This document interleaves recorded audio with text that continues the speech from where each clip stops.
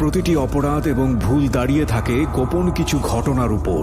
আমরা সেই গোপনকে আনতে চাই সবার সামনে, যে গোপন আপনাকে অপরাধ কিংবা ভুলের মূল কারণ দেখিয়ে দেবে। আপনি হয়তো নতুন করে ভাবতে শিখবেন কিভাবে অপরাধ থেকে দূরে থাকা যায়। আমরা অপরাধীকে দোষী বলার আগে কেন সে দোষ করেছে সেটা দেখাই, যাতে আপনি আর সেই ভুল না করেন। আমরা অপরাধকে নিরুৎসাহিত করতে অপরাধ কিংবা কোনো ভুলের নির্মম পরিণতি দেখাই, যাতে আপনাকে আমরা সেই জায়গায় না দেখি। আমরা বিশ্বাস করি প্রতিটি মানুষই সম্ভাবনাময়। কাউকে তার ভুল বা অপরাধের শাস্তি দেবার আগে আমরা তার ভুলের পেছনের গোপন সত্য সবার সামনে বলার সৎ সাহসকে সম্মান জানাই, যাতে আপনি সেই ভুল থেকে বাঁচতে পারেন। শুরু হলো সিক্রেটস, সামথিং বিয়ন্ড এন্টারটেইনমেন্ট। শুরু হলো আরো একটি আনকোরা এপিসোড। প্রিয় শ্রোতা, আপনাদের সবাইকে আমন্ত্রণ জানাচ্ছি আরো একটি বার নিজের বিবেককে জাগ্রত করার জন্য, আরো একটি বার রেডিওতে কান পাতার জন্য, এবং একই সাথে সিক্রেটসের আজকের এই এপিসোডটি অনেক অনেক ইম্পর্টেন্ট। প্রতিটি এপিসোডই ইম্পর্টেন্ট এই অর্থে যে প্রতিটি এপিসোডেই নতুন নতুন ঘটনার আমরা মুখোমুখি হই। আর আজকের এই এপিসোডটি একটু বিশেষভাবে ইম্পর্টেন্ট এই কারণে যে আজকের সিক্রেটসে যে সিক্রেটসটি রিভিল হবে সেটা সম্পর্কে আমার নিজেরও কোনো ধারণা ছিল না, এবং আমি ডেফিনেটলি শিওর যে বাংলাদেশের অনেক অনেক শ্রোতা আছেন বা মানুষ আছেন যারা আজকে হয়তো প্রথম এই বিষয়টা জানবেন, এবং কনসিয়াসনেসের জায়গাটা থেকে, সচেতন করবার জায়গাটি থেকে আমরা রেডিওতে এই বিষয়টি রিভিল করছি। সেই জায়গাটিতে যাবার আগে আপনাদেরকে যেটা বলবো যে আমার এই অনুষ্ঠানে যদি আপনি অংশগ্রহণ করতে চান, প্লিজ কন্ট্যাক্ট উইথ আস, এবং আমাদের নাম্বারটি হচ্ছে 09611904 আমি আবারও বলছি 09611904। আমি আরজি কিবরিয়া রয়েছে আপনার সঙ্গে, এবং সিক্রেটসের আজকের এই পর্বে কে আমার সঙ্গে রয়েছে চলুন শুরুতে তার সঙ্গে একটু পরিচিত হই। আপনার পরিচয় এবং নামটা যদি একটু বলতেন। আসসালামু আলাইকুম রহমতুল্লাহ। ওয়ালাইকুম আসসালাম। আমি মোহাম্মদ মিজানুর রহমান, আমার বাড়ি কুমিল্লা। জি। আমি একজন হাফেজ এবং একজন আলেম। জি। আমার আপাতত পরিচয় এটুকুই। আচ্ছা, আপনি হাফেজ এবং আলেম। আমাদের সামাজিকতার জায়গাটা থেকে এই ধরনের অনুষ্ঠানে এসে কোনো হাফেজ কিংবা আলেম যখন নিজের জীবনের ভুল কিংবা অপরাধ স্বীকার করে, খুব স্বাভাবিকভাবেই তার প্রতি সামাজিক দৃষ্টিভঙ্গিটা একটু অন্যরকম হয়ে যেতে পারে। এটা আপনি খুব ভালো করেই জানেন, রাইট? তো এটা জানার পরেও আপনি সিক্রেটসে কেন আসছেন? আমার বিশ্বাস যে শুধু হাফেজ আলেম নয়, পৃথিবীতে প্রত্যেকটা মানুষই ভুল করতে পারে, যত বড় মানুষই হোক। জি। সেক্ষেত্র থেকেই আমার কাছে মনে হচ্ছে যে একজন হাফেজ আলেম হয়েও আমি যদি এই বিষয়টা মানুষের সামনে প্রচার করি, তখন অসংখ্য মানুষ সতর্ক হবে, অসংখ্য মানুষ এখান থেকে শিক্ষা গ্রহণ করে আরো ভালো হবে, রাইট? এবং প্রত্যেকে এটা বুঝতে পারবে যে একজন হাফেজ আলেমও ভুল করতে পারে। এক্স্যাক্টলি। কেউই ভুলের ঊর্ধ্বে না, প্রিয় শ্রোতা। আমি নিজে এই অনুষ্ঠানের হোস্ট কিংবা প্রডিউসার যেটা বলছি, আমার ব্যক্তি জীবনেও অনেক ভুল আছে, এবং যারা শুনছেন তাদের জীবনেও ভুল আছে। যারা ভুল করেন কিংবা অপরাধ করেন সেই সব মানুষদের প্রতি আমরা সম্মান জানাতে চাই, এই অর্থে যে তারা ভুল করছেন কিংবা অপরাধ করছেন সেটার জন্য নয়। ভুল বা অপরাধকে ভুল কিংবা অপরাধ বলার ক্ষমতা তাদের মধ্যে আছে, এবং যতক্ষণ পর্যন্ত একটা মানুষের বিবেক কাজ করে, যতক্ষণ পর্যন্ত একটা মানুষ জানেন যে আমি যে অপরাধটি করছি কিংবা আমি যে ভুলটি করছি, সেই ভুল কিংবা অপরাধ আরও একটি মানুষকে বিপদগামী করবে, শুধুমাত্র আমাকে না, আরও অনেককেই করবে, এবং আমার এই জায়গাটি থেকে সরে আসা উচিত। কারণ আমি জানি যে এর পরিণতি ভালো না। সে তওবা করে হোক, সে ক্ষমা চেয়ে হোক, বা নিজের কাছে নিজেকে কনফেস করে হোক, ওই জায়গাটা থেকে সরবার জন্য মনোবাসনা পোষণ করে, ততক্ষণ পর্যন্ত তাদের প্রতি আমাদের রেসপেক্ট। এবং এই অনুষ্ঠানে যারা আসেন তাদের প্রতি আমাদের বিশেষ একটা সম্মান থাকে, কারণ তারা অসংখ্য মানুষকে ভুল পথ থেকে সরান, যেটা আমরা অনুষ্ঠানের থিম, যেটা একদম প্রথমে এবং শেষে বাজে, সেখানে সবসময় বলি সিক্রেটসের। আজকে যে সিক্রেটসটি রিভিল করবে সেখানে আমরা যাব, আর তার আগে আপনাদেরকে বলতে চাই এই অনুষ্ঠানটি পুরোপুরি যদি আপনি আমাদের ইউটিউব থেকে ডাউনলোড করতে চান, চলে আসবেন। আমাদের ইউটিউবের ঠিকানা নিশ্চয়ই আপনাদের জানা আছে, www.youtube.com/DFM904। আমি আবারও বলছি, youtube.com/DFM904। সবার কাছে আমার বিনীতভাবে রিকোয়েস্ট থাকবে এই চ্যানেলটি সাবস্ক্রাইব করবার জন্য। আপনারা চ্যানেলটি সাবস্ক্রাইব করলে, যারা শোনেন এখানে, তাদের প্রতি আমার বিনীতভাবে রিকোয়েস্ট, সাবস্ক্রাইব করে নোটিফিকেশনটা অন রাখবেন। এবং আমার দুটো অনুষ্ঠানের যাবতীয় কন্টেন্ট আমি এখানে আপলোড করি, সুতরাং আপনি ইজিলি এখান থেকে শুনতে পারবেন। আরেকটি বিষয় প্রিয় শ্রোতা, শুরুতেই বলে নিচ্ছি যে আজকে আপনাদের জন্য একটি বিশেষ সারপ্রাইজ থাকছে আমার পক্ষ থেকে, এবং সেটার জন্য আপনারা কান পেতে থাকুন। একটু পরেই বলছি সারপ্রাইজটি কি। ওকে, হুসাইন ভাই, আমি একেবারে ব্যাকগ্রাউন্ড থেকে শুরু করতে চাই। ইনফ্যাক্ট আপনি যখন অনুষ্ঠানটা শুরু করবেন তার আগে আপনি বলছিলেন যে আপনি আমাকে অনেক বছর ধরে শোনেন, অনেক বছর ধরে। সো ইউ নো যে আসলে আমি কি ধরনের প্রোগ্রাম করি, কি বলি এখানে। সো আপনাকে আসলে বুঝিয়ে বলার কিছু নেই, আমি একেবারে শুরু থেকে জানতে চাই। বলুন প্লিজ।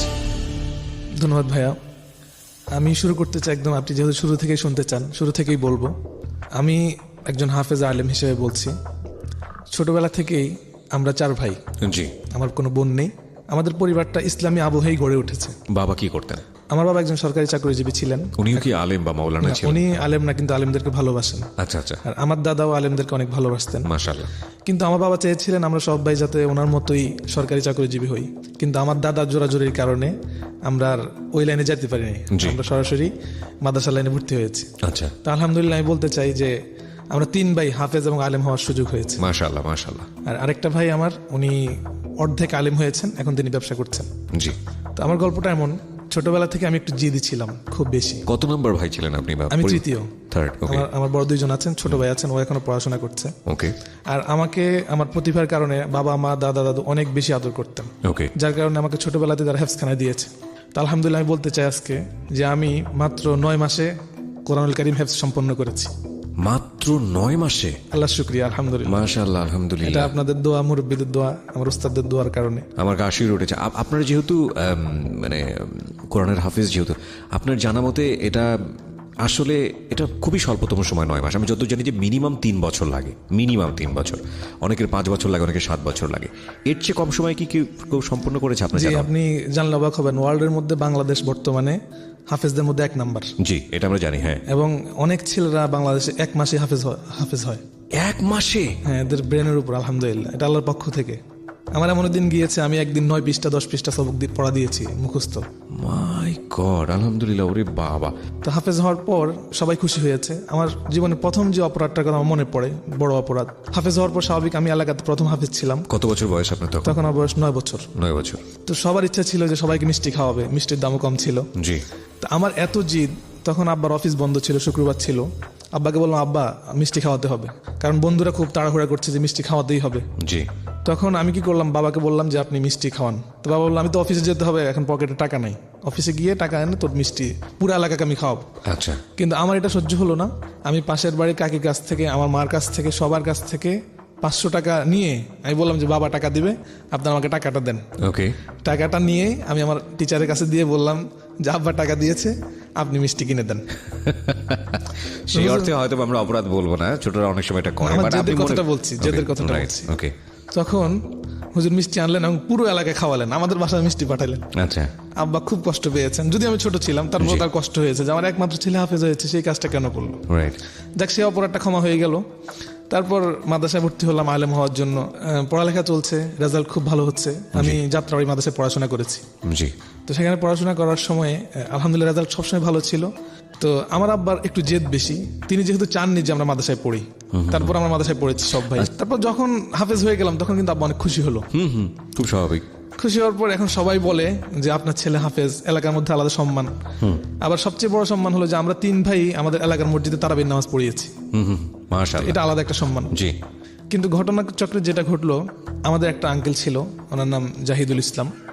উনি আমার আব্বার আপন চাচাতো ভাই, আমাদের বাড়ির পাশেই বাড়ি, আমাদের রক্তের। তো উনি খুব স্টাইল করে চলতেন এবং মানে খুব টাকা পয়সা খরচ করে, এমন একটা ভাব সবসময় ওনার মধ্যে থাকতো। জি। তো আব্বা জিজ্ঞেস করতেন, কি রে জাহিদ, তুই কি করিস সবসময়, এত টাকা কোথায় পাস বা কেমনে চলেস? আপনারা চাকরি করে কি টাকা ইনকাম করেন, আর আপনার ছেলেরা কি চাকরি করবে, আমাদের লাখ লাখ টাকা, এত টাকা কে শেষ করবে? মানে এই ধরনের মোটিভেশন উনি আব্বাকে দিতেন। আচ্ছা আচ্ছা। দেওয়ার কারণে তখন আমিও ওনার সাথে মাঝে মধ্যে কথা বলতাম। তো বলতাম, আপনি কোথায় চাকরি করেন বা কি করেন? জি। তো বলতাম, আমার কোনো চাকরি নাই, আমি শুধু অর্ডার করি, ঘরে বসে আমার ব্যাংকে অ্যাকাউন্টে টাকা চলে আসে। তা আমার মনের মধ্যে একটা লোভ জাগলো যে এটাই তো করা দরকার, কোনো কারো কাছে যাওয়া লাগে না, ঘরে বসে টাকা আসে, আমাকে শেখান কাকা কি করতে হবে।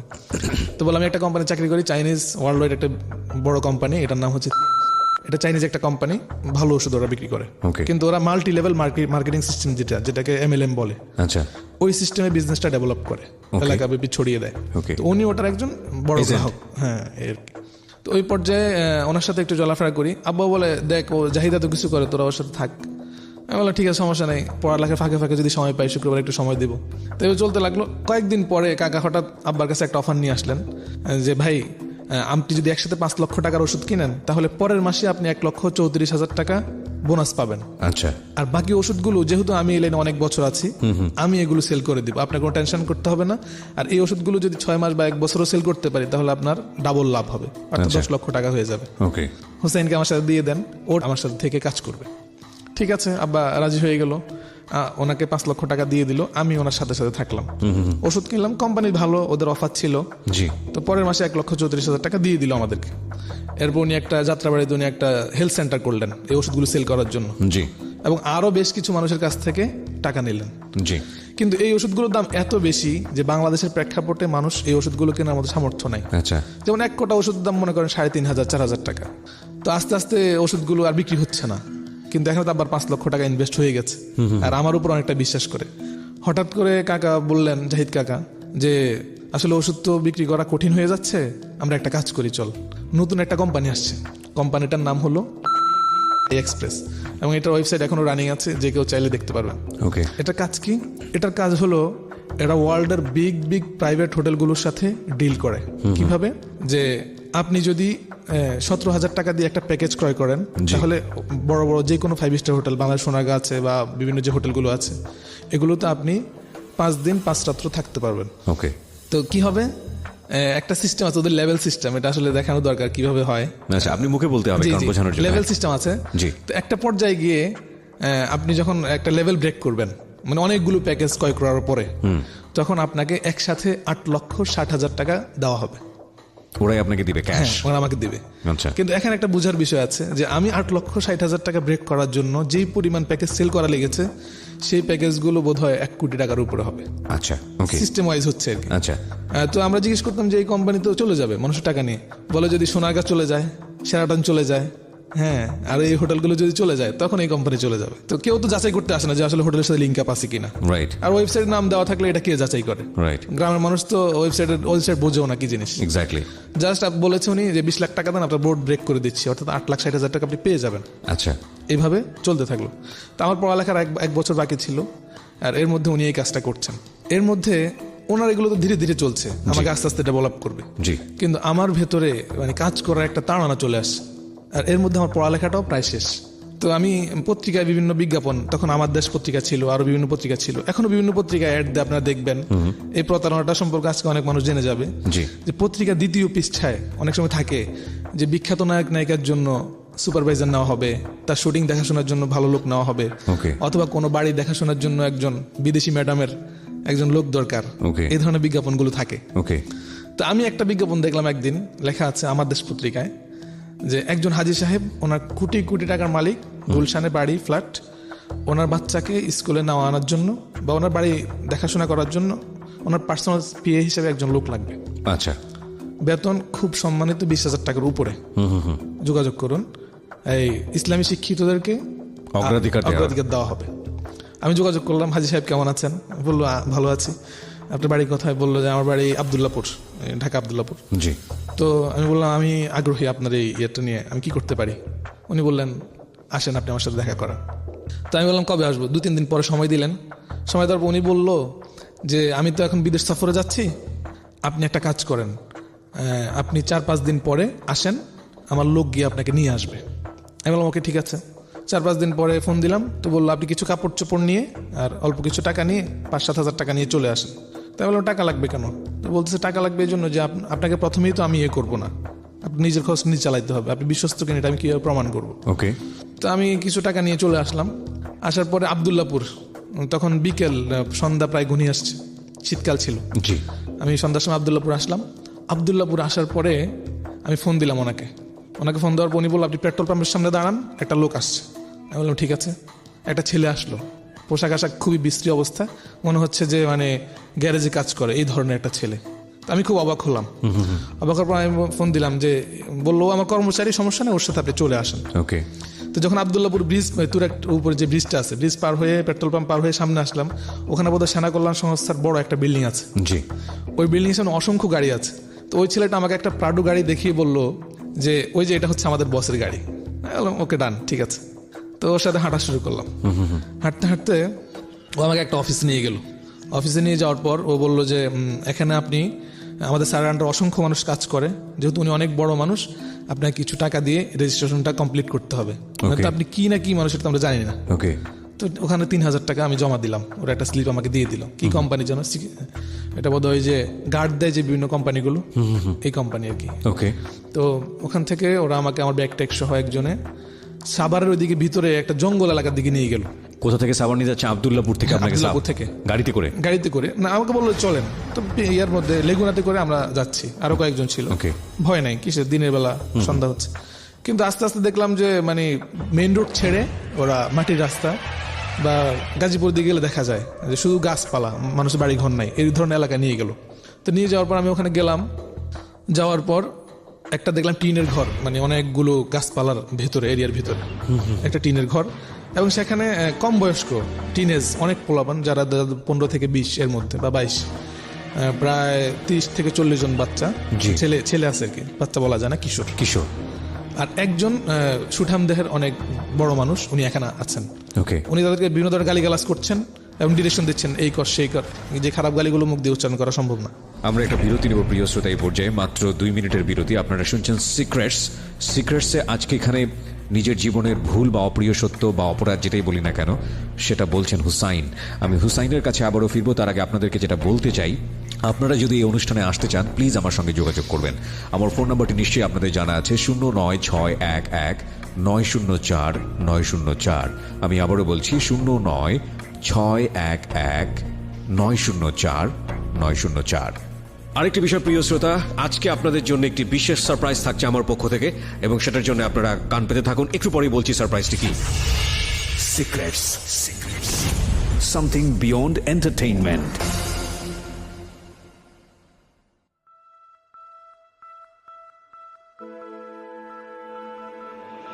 Love. Hate. Challenge. Motivation. Lies. Truth. Impossible. Virtue. Morality. Something beyond entertainment. Welcome to my stage of reality. Stay tuned. Sunday and Wednesday with me RJ Kibriya, only on Dhaka FM 90.4.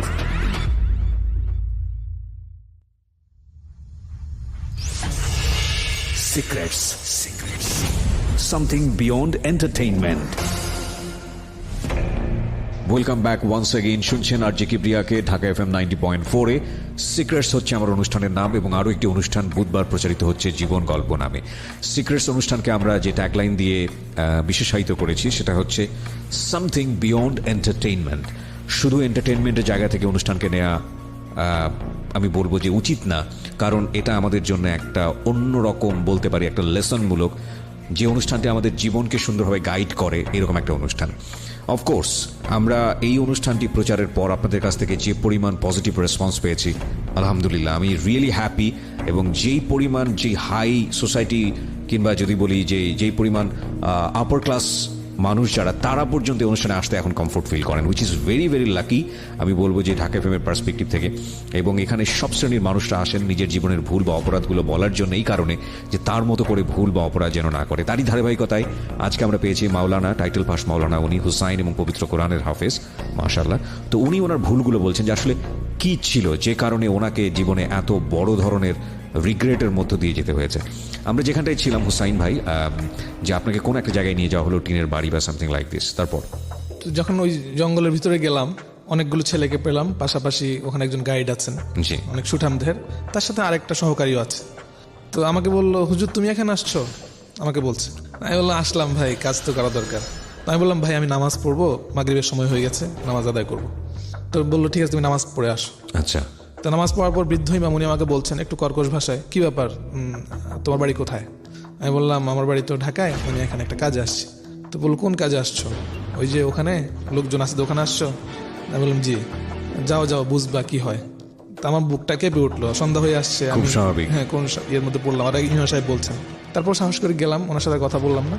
যাওয়ার পর যেটা বুঝলাম যে ওই যে সুঠাম দেহে যে লোকটা আছে উনি ছেলেদেরকে ব্রিফিং করছে যে এটা হলো একটা গার্ড দেয় যে বিভিন্ন কোম্পানি থেকে, জি। Security company, okay. Security company. এই কোম্পানির আন্ডারে এরা এখানে এনে প্রশিক্ষণ দেয়, মানুষকে ধোঁকাবাজি করে এই ছেলেগুলোকে এখানে এনে এমন ফাঁদে ফেলে যে এরা আর যেতে পারে না। ওকে, এরা বিভিন্ন এলাকার যে বাজারগুলো আছে, বড় বড় বাজার, ওই বাজারগুলোতে ওদের কোম্পানি থেকে লোক পাঠায় রাত্রেবেলা পাহারা দেওয়ার জন্য। আচ্ছা, তো সেদিন রাত্রে আমরা যারা ছিলাম, আমরা তো আজকে প্রথম আসলাম, আমাদেরকেও ওই দুইজন, ওনাদের কাছে গুলি আছে, পিস্তল আছে, লম্বা পিস্তল, যেটা পুলিশ ব্যবহার করেন, ওই ধরনের পিস্তল আছে। জি, মানে কথা শুনতে হবে, এছাড়া পথ নাই। ওকে, তো বললো তোমাদের কাছে পাহারা দিতে হবে। প্রচন্ড শীত, রাতের বেলা 10টার দিকে আমাদেরকে ইউনিফর্ম পরে ওখানে নিয়ে যাওয়া হলো। সারা রাত আমরা ওখানে পাহারা দিলাম। রাতের বেলা কোন বাজার নিয়ে গেছে কুয়াশার মধ্যে কিছুই চিনতে পারিনি, ভয়ঙ্কর এলাকা, লোকজন তেমন একটা নাই। ওকে, সারা রাত পাহারা দিলাম। সকালবেলা আসলাম, পেটে ক্ষুধা, অথচ সারা রাত চলে গেছে, কোনো খাবার দাবার কিছুই দেয়নি। তো সকালবেলা ওই সহকারী ছিল, ওই সুঠাম দেহির সহকারী, ওনার বাড়ি লক্ষ্মীপুর। তো আমি ওনাকে বললাম, ভাই আমার অবস্থা তো খুবই খারাপ, আর আমি একজন হাফেজ আলেম মানুষ, আমি আসছি হাজী সাহেবের ম্যানেজার হওয়ার জন্য, আমাকে এই জায়গায় নিয়ে আসছেন, আমি তো বাঁচতে পারবো না, আপনাকে কোরআনের দোহাই দিয়ে বলতেছি আমাকে রক্ষা করেন। তো তার বোধে খুব দয়া হলো। দয়া হওয়ার পর সে আমাকে বললো, ঠিক আছে তুমি ব্যাগটা নিয়ে পিছন দিক দিয়ে, আমি যখন বলবো পিছন দিক দিয়ে চলে যাবা, স্যার যাতে তোমাকে না দেখে। আচ্ছা, ওর বাড়ি লক্ষ্মীপুর, আমার বাড়ি কুমিল্লা, হয়তো আঞ্চলিকতার কারণে আমার প্রতি একটু দরদ দেখালো। আমি বললাম ঠিক আছে। সকাল 10টা-11টার দিকে, ছেলেদেরকে কিন্তু ওই পর্যন্ত খাবার দেয় নাই, সব ক্ষুধার্ত অবস্থায় আছে। তাই বললাম আপনার খাবার দাবার খাইলে কি না খাইলে কি, সারাদিন একবার খাবার দিবে, আলু ভর্তা আর 1 প্লেট ভাত। এভাবে 3 দিন ওরা এদেরকে প্রশিক্ষণ দিবে। যারা থাকতে পারবে থাকবে, আর যারা থাকতে পারবে না চলে যাবে। ওকে, তো অধিকাংশটা কিন্তু থাকতে পারবে না এই কষ্টের মধ্যে। রাইট, 5 জন টিকলো বা 4 জন টিকলো, বাকিদের থেকে মনে করেন 40 জন থেকে যদি 3,000 টাকা করে নিয়ে থাকে, হ্যাঁ, তাহলে 1,20,000 টাকা। 20,000 টাকা। আর খানা খরচ যাবে না 10,000 টাকা, 10,000 যাবে না, 5,000 যাবে, ওরা যে Right, খাবার দিচ্ছে পুরো টাকাটাই লাভ। হ্যাঁ, দিন দিনে এইভাবে করে বিজ্ঞাপন দিয়ে এরা এভাবে টাকাটা হাতিয়ে নিচ্ছে। তো ওই লোকটা আমাকে সহায়তা করলো, সহকারী যিনি ছিলেন। আসার সময় ওই হাজী সাহেবকে ফোন দিলাম, যার বিজ্ঞাপন দেখে আমি গিয়েছিলাম। জি, আমি বললাম, ভাই আপনি এটা কি করলেন, আমি একজন হাফেজ জেনেও আপনি আমাকে এত বড় ক্ষতি করলেন। তো উনি বললেন, হোসেন সাহেব, আপনি যদি আমার মতো একটা ভালো লাইফ লিড করতে চান, তাহলে আপনাকে এই ধরনের কাজ করতে হবে। আমি বললাম, আপনার উপর আল্লাহ গজব পড়ুক, এটা বলে আমি চলে আসি। ওই ব্যক্তিকে ফোন দেয়নি। আমরা এখানে একটা বিষয় যেটা বলবো, যে ক্লাসিফাইড যে অ্যাডভার্টাইজমেন্টগুলো আপনারা পত্রিকাতে দেখেন, প্লিজ শতভাগ নিশ্চিত না হয়ে কোনোভাবেই আপনারা এইভাবে এই পথে পা বাড়াবেন না। ওনার লাক ভালো ছিল, হয়তো উনি ফিরে আসতে পেরেছেন। সো এগুলো বিলিভ করার আগে যাচাই করে নেবেন প্লিজ। ওকে, প্রিয় শ্রোতা, সারপ্রাইজের কথা বলছিলাম। সারপ্রাইজটি হচ্ছে আমার বই নিয়ে, যে বইটি অলরেডি বাজারে পাওয়া যাচ্ছে, এবং সেই বইয়ে একটা স্পেশাল অফার আমি দিতে চাই সবাইকে। সেটা হচ্ছে এখন থেকে শুরু করে, মানে যেই মুহূর্ত থেকে অ্যানাউন্সমেন্টে যাচ্ছি তখন থেকে শুরু করে আগামী 3 দিন যতগুলো বই আপনারা অনলাইনে অর্ডার করবেন, সেখানে প্রত্যেকটি বইয়ে এই অনুষ্ঠানগুলো নিয়ে বিশেষ কিছু কথা লেখা থাকবে আমার নিজের হাতে, এবং এটা হচ্ছে আপনাদের জন্য একটা স্পেশাল গিফট উইথ মাই অটোগ্রাফস। শুধুমাত্র 300টি বইয়ে এই সুযোগটি থাকছে, অনলি 300 বুকস। বইয়ের প্রাইস একই থাকবে, 200 টাকা। এবং যারা এখন থেকে শুরু করে আগামী 3 দিনের মধ্যে বই অর্ডার দেবেন, তাদের বই কেবলমাত্র এই বিশেষ কথাগুলো লেখা থাকবে আমার পক্ষ থেকে, আমার অটোগ্রাফ সহ, এবং এটা শুধুমাত্র অনলাইনে। ওকে, তবে 300টি বইয়ের জন্য, সুতরাং ঝটপট করতে হবে। যেভাবে আপনি বইটির অর্ডার দিতে পারেন, 2টো ফোন নাম্বার। প্রথমটা হচ্ছে ক্লিক অ্যান্ড ডিলের 09638771771। আমি আবারও বলছি 09638771771। আরও একবার বলছি 09638771771। আরেকটি নাম্বার রয়েছে খুবই সহজ, রকমারি.com-এর 16297। আরও একবার বলি 16297। বইয়ের মূল্য হচ্ছে মাত্র 200 টাকা, সাথে কুরিয়ার চার্জটা লাগবে। এবং বইটি এসছে ঢাকা FM 90.4-এর RJ কিবরিয়ার জীবন গল্প এবং সিক্রেটস। শুধুমাত্র এখন থেকে শুরু করে আগামী 3 দিন যারা বইয়ের অর্ডার দেবেন, তাদের প্রত্যেকটি বইয়ে আমার বিশেষ কিছু কথা আপনাদের জন্য লেখা থাকবে। এটা হচ্ছে স্পেশাল অফার উইথ মাই অটোগ্রাফস। ওকে, হ্যাঁ, যেখানটায় ছিলাম আমরা। এরপর বাড়িতে মাদ্রাসা চলে আসলাম, পড়ালেখা তো প্রায় শেষ। তারপরে পত্রিকা আরেকটা বিজ্ঞাপন দেখলাম, এটা একটা লোভ তৈরি হয়েছে যে আসলে এটার পিছনে কি আছে। ওকে, তো একটা বিজ্ঞাপন দেখলাম, ঢাকা শহরের একটা গাড়ি আছে, তো ওই গাড়ির ম্যানেজার লাগবে, এই বিজ্ঞাপন দিল। ওকে, পরিচিত গাড়ি। ওকে, আমি যোগাযোগ করলাম, তো গেলাম, যাওয়ার পরে দেখলাম যে দাঁড়িয়ে টাড়িয়ে আছে, একদম শার্ট প্যান্ট পরা কিন্তু দাঁড়িয়ে আছে এবং ভদ্র। তা আমি যোগাযোগ করলাম, উনি দেখে আমাকে খুব সম্মান করলেন এবং দেখলাম অফিসটা বিশাল বড়, আপনাদের এই যে ঢাকা এফএম এর মতো অনেক বিশাল অফিস, জি। চারপাশে অনেকগুলো কম্পিউটার, তারপরে ল্যাপটপ এবং অনেক দামি ফার্নিচার, অসংখ্য কর্মচারী এবং অসংখ্য লোক চাকরির জন্য এখানে আসছে। আচ্ছা, এবং টেবিলের উপর ওদের অনেকগুলো ইয়ে আছে, এই তেল, লবণ, আরো এই জাতীয় কিছু প্রোডাক্টগুলো সাজানো আছে। প্রোডাক্টগুলো সাজানো আছে। বিভিন্ন মানুষের কাছ থেকে যারা বিভিন্ন ডিলারশিপ নিবে ওদের কাছ থেকে জামানত নিচ্ছে 1 লক্ষ 2 লক্ষ টাকা করে, এরকম Okay, বড় বড় okay. পার্টি আসছে। আর আমরা ওদের কনসার্ন, সিস্টার কনসার্ন, আমরা গাড়িতে কাজ করবো আর কি, অর্থাৎ গাড়ির ম্যানেজার হিসেবে। জি। আমাদের কাছে টিকিটের হিসাব আসবে, বিভিন্ন হিসাব আসবে। তো আমাকে বললো, তুমি এত বড় কোম্পানিতে কাজ করতে চাও তো তোমাকে 10,000 টাকা দিতে হবে, জামানত দিতে হবে, খাওয়া দাওয়া আমাদের সবকিছু। আমি বললাম ঠিক আছে, এটা সমস্যা নাই, এত বিশাল কোম্পানি, এত বিশাল অফিস, ওকে। আমি আমার আম্মার কাছ থেকে অনেক জোর করে বললাম, ভালো একটা চাকরি আছে, আপনি আমাকে 10,000 টাকা দেন। তো বলতেছে, জাহিদের সাথে এত কিছু করতেছো, এখান থেকে কোনো লাভ আসতেছে না, 5 লাখ টাকা ওখানে দিয়ে রাখছি, আবার এখান থেকে 10,000 টাকা। রাইট। আমি বললাম, এটা একটু দেন, সমস্যা নেই, ভালো একটা চাকরি। বলছে 15,000 টাকা বেতন দেবে, খাওয়া দাওয়া সব দেবে, থাকা দেবে, সবকিছু দেবে। তো ঠিক আছে, এগুলো কিন্তু আব্বা কিছু জানেন না। তো আমি আসলাম, আমাকে ডেট দিয়ে দিল যে হোসেন সাহেব, ইজতেমা এত তারিখ শেষ হবে, আপনি 3 তারিখে আপনি আমাদের এখানে জয়েন করবেন, 3 তারিখে আপনি আপনার কাপড় চোপড় নিয়ে চলে আসবেন। ওকে ওকে, নেক্সট মাস আমি 3 তারিখে আসলাম, ফোন দিচ্ছি, ফোন বন্ধ, যোগাযোগ করে আসবো, স্যার কোথায় আছেন, কিভাবে আসবো। আসলাম, আসার পরে দেখি বাড়ির নিচে অসংখ্য মানুষ, ওই বাড়িটার নিচে যেখানে আমরা জয়েন করেছিলাম।